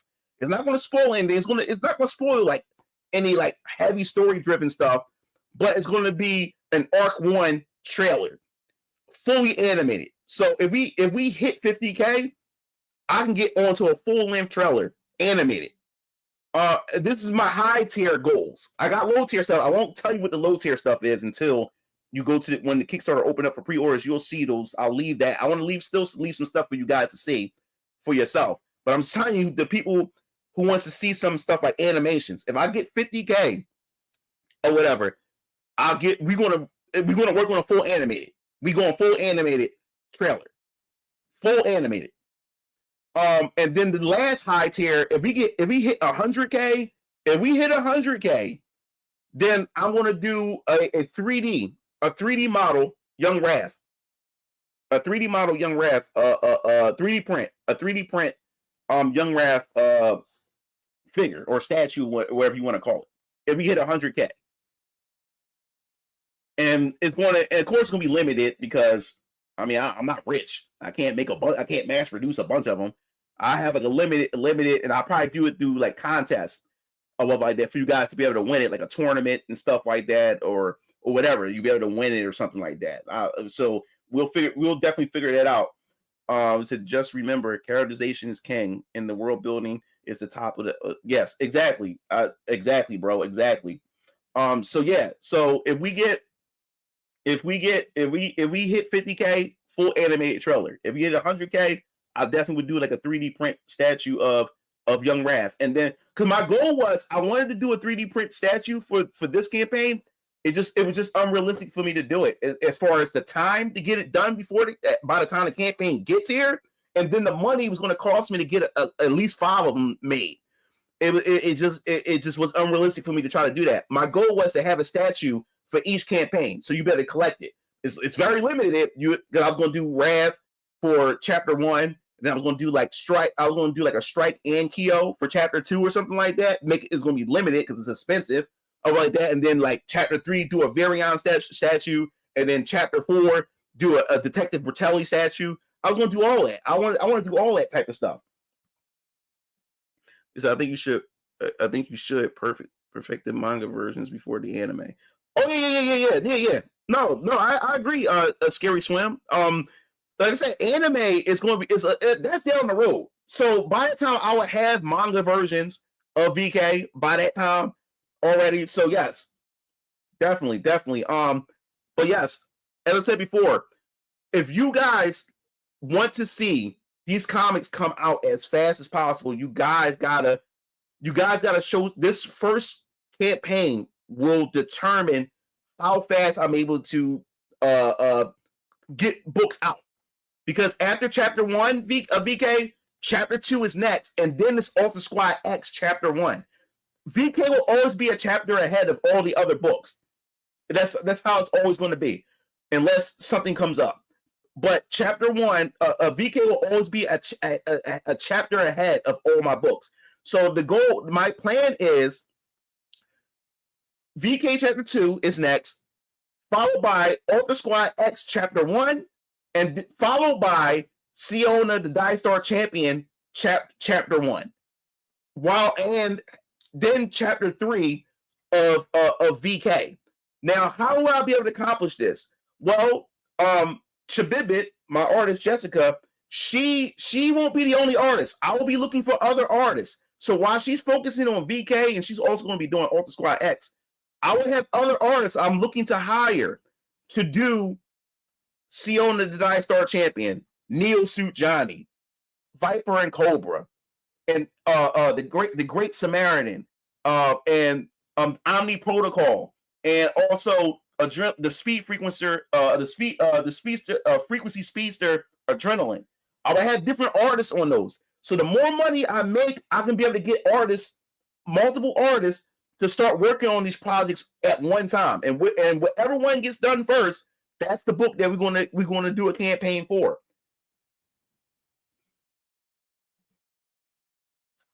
You said how you no, it should be like how you do any other thing to verify it.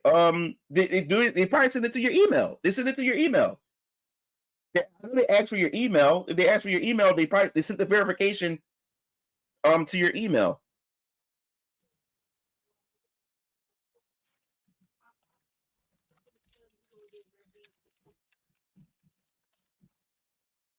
One second, small artist.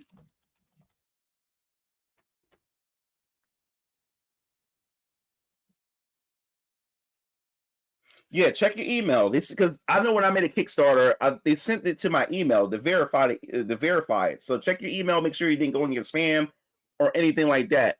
So yes, the day of launch, there will be a campaign video where I talk about. I have a lot of stuff to show you. I have another trailer. To show you. That I hope you guys will be excited for. I can't share it, but that's for campaign day.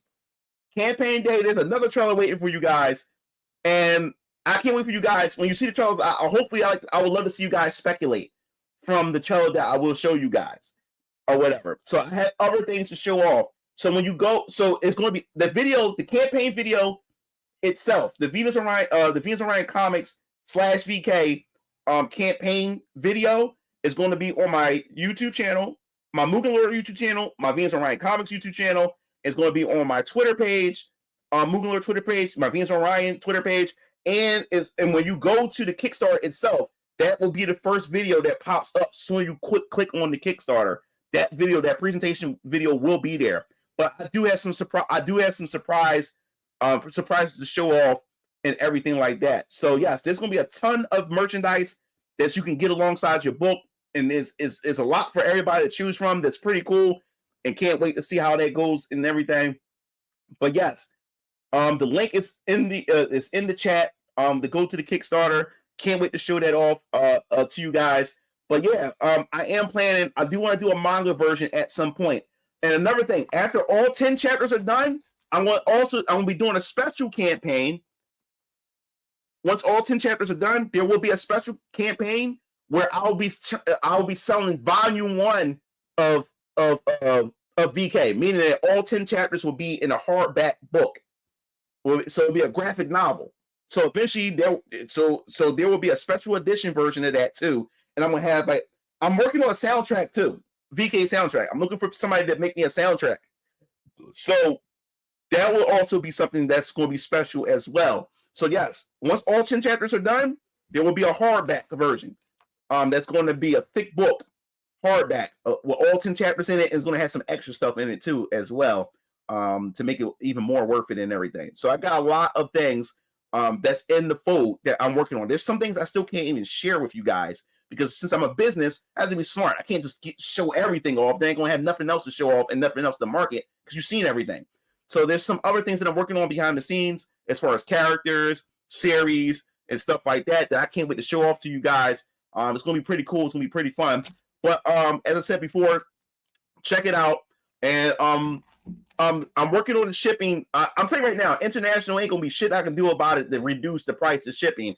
But the shipping may be pretty expensive for international people. That's why I decided to put digital. So if you can't get a physical, you can definitely get a digital. And if you bought physical, you get a digital for free. So even though you bought the physical, you get digital version for free. So that is also the upside. Not only that you have the physical, you also going to get the digital version. And when we start fulfillment, start sending the products out, you will get the a week ahead, a week before we start fulfillment, everybody who bought digital, including the people who bought the physical, the digital will go out a week ahead. So you already have the comic. You will be already be able to read the comic before your physical hits your doorstep. So I'm also putting that out there as well. But as I said before, depending on how successful this is, whatever is left over, I'm able to put back into the business. And when I say it helps me, I'm gonna say it one more time. It helps me, guys. The more successful it is, the reason why I say it helps me because it takes the burden off of my wallet, meaning that right now all this is paid out of my pocket. But if it's successful, then VS Orion Comics can pay for all this instead of me paying out of my pocket. Then it start taking some of the stress off of my finances and stuff like that. That's why if it does well, it takes the stress off of my wallet, and then VS Orion Comics is now sustainable to be able to fund the next books. So how much you guys put in as far as support is how I'm able to get more books and hire more artists, and we can get this shit done. So if you guys want to see Ultra Squad X, then the first campaign gotta do some great numbers. If you want to see this right away, because if it does okay, you're going to get chapter 2, but you won't have to wait for us. You won't have to wait because I have to go back and start spending more of my money again to get Ultra Squad X done. Or like that. So you want to probably do a little bit of waiting for Ultra Squad X before I'm able to put that out and stuff. But if this first one blow up, I can get chapter 2 done and get straight on to Ultra Squad X, and then get an artist to do Siona. So Ultra Squad X and Siona is being worked on at the same time, and we can better get these releases out for you guys. So that's all. So it said how I pre-ordered again. Here, all right. I'll here we go. 1 second. Here it is. Check the chat. I put it in the chat. Hit that Discord. Hit that link. It'll take you to the Kickstarter right here. It takes you here. It takes you straight to the splash page, and then you just hit the notification. But you got to make a Kickstarter account as well. If you still can't get, if you don't know how to get to it, it's also on my You can just go to my YouTube channel. You can go to the trailer video. You can go to the video of the trailer, which I'll post in the link too. And then you can go in the description section. Go into the description and just click on the Kickstarter project, and it will take you. It will take you right there. Yeah, it'll take you right. It'll take you right there. Also, you can also join my newsletter. My newsletter, I'm really appreciating you guys joining my newsletter because you guys I give you free wallpapers. It's free. The newsletter is free. I'll show it to you guys. Where I'll post that in the link in the description. We're about to go soon, guys. I'm about to wrap this up. All right, here we go. I'll post this in the description as well for you guys. All right, so here's my MailChimp. This is, you sign up, it's free. You just put your email address and hit subscribe. And at least maybe like 2 to 3 times a month, you get like you'll get like a newsletter from me. And within that newsletter is keeping you up to date of what I'm doing behind the scenes. And I give you free wallpapers when I got new wallpapers to get to you guys. And I love in the Discord, you guys are showing your desktop, showing the wallpapers that I have given you guys. And I really appreciate that support and love that you're showing. Now, I know somebody else asked about the art contest. I'll mention that in a second. I'm going to mention that in a second. So give me a second give me a second. But yeah, so I'll give you the MailChimp link. So yeah, you subscribe. It costs you nothing. And what it does is it collects. Because I joined MailChimp. It's an email collector. So it collects all your emails. So I'm able to always stay in touch with you guys. And I try to do at least 2. 2 is the most I try to do because I don't want to feel like I'm spamming you guys. So I at least try to do two voicemails. Not voicemails. Newsletters for you guys to keep you informed. But that's another way to let you guys know that pre-orders are up. You guys, the people who got on the newsletter will be the first to know a lot of this shit before my social media gets the information. So if you join that, it costs you nothing. It's free, and you get free shit. like wallpapers and shit like that. So it doesn't cost you anything. So you can sign up for that as well. Now, as far as the art contest, we did I did a video a long while ago for if you're an artist and if you're watching this right now. I had did an fan art contest. You can of any character you want, you draw fan art for, and then you'll win like some shirts, mugs, and stuff like that. Some Venus and Ryan Comics perks. And what happened was because somebody requested that I do a fan art thing because y'all wanted to because one of you guys are artists and stuff like that, and y'all wanted to do it. So I was like, all right, let's try it and stuff. And then I realized that my channel is not filled with artists; it's filled with gamers. So a lot of you guys said, man, I really want to join, but I'm not an artist or whatever like that. So I'm also planning, I'm planning to do some tournaments, like a Smash Brothers Ultimate tournament. So, you can have 3 winners, first place, second place, and third place. So you better be able to win something, a Street Fighter 6 tournament, a Tekken 8 tournament, and stuff like that. We'll figure out some other tournaments that we can possibly do so you guys get a chance to win. No, there will be a winner. Winners will be announced for the art contest. In January. January will be the art contest. Winners will be announced during January of the campaign opening. Like when the pre-order campaign is up, we'll do the announcements for the winners and stuff like that. We'll do that. So stay tuned for that. So you still have a chance to submit if you are an artist, and you don't have just give it a try. If you are an artist, don't say, hey man, I'm not really that good. Give it a try. You got nothing to lose. It's nothing to lose. You're not paying to get in. It's the only way to get in, you have to be part of the newsletter. That is the catch. I forgot to mention that. You have to be part. You have to sign to the newsletter. You have to subscribe to the newsletter in order to be part of it and stuff like that. So so that's essentially it. That's essentially it, guys. I hope you guys enjoyed this stream. Tomorrow I'm streaming again. Tomorrow. I'm not sure what it may be in the evening. I'm not sure. I'm gonna just shadow drop a stream. So stay tuned. It could be in the afternoon. I'm not sure yet. Don't hold me to it, but I will be streaming tomorrow. Shadow drop a stream on you guys, and we get things kicking. Okay. So I hope you guys have a good night. I enjoy talking to you guys as always, and I'll be seeing you Game Fiends later. Peace out.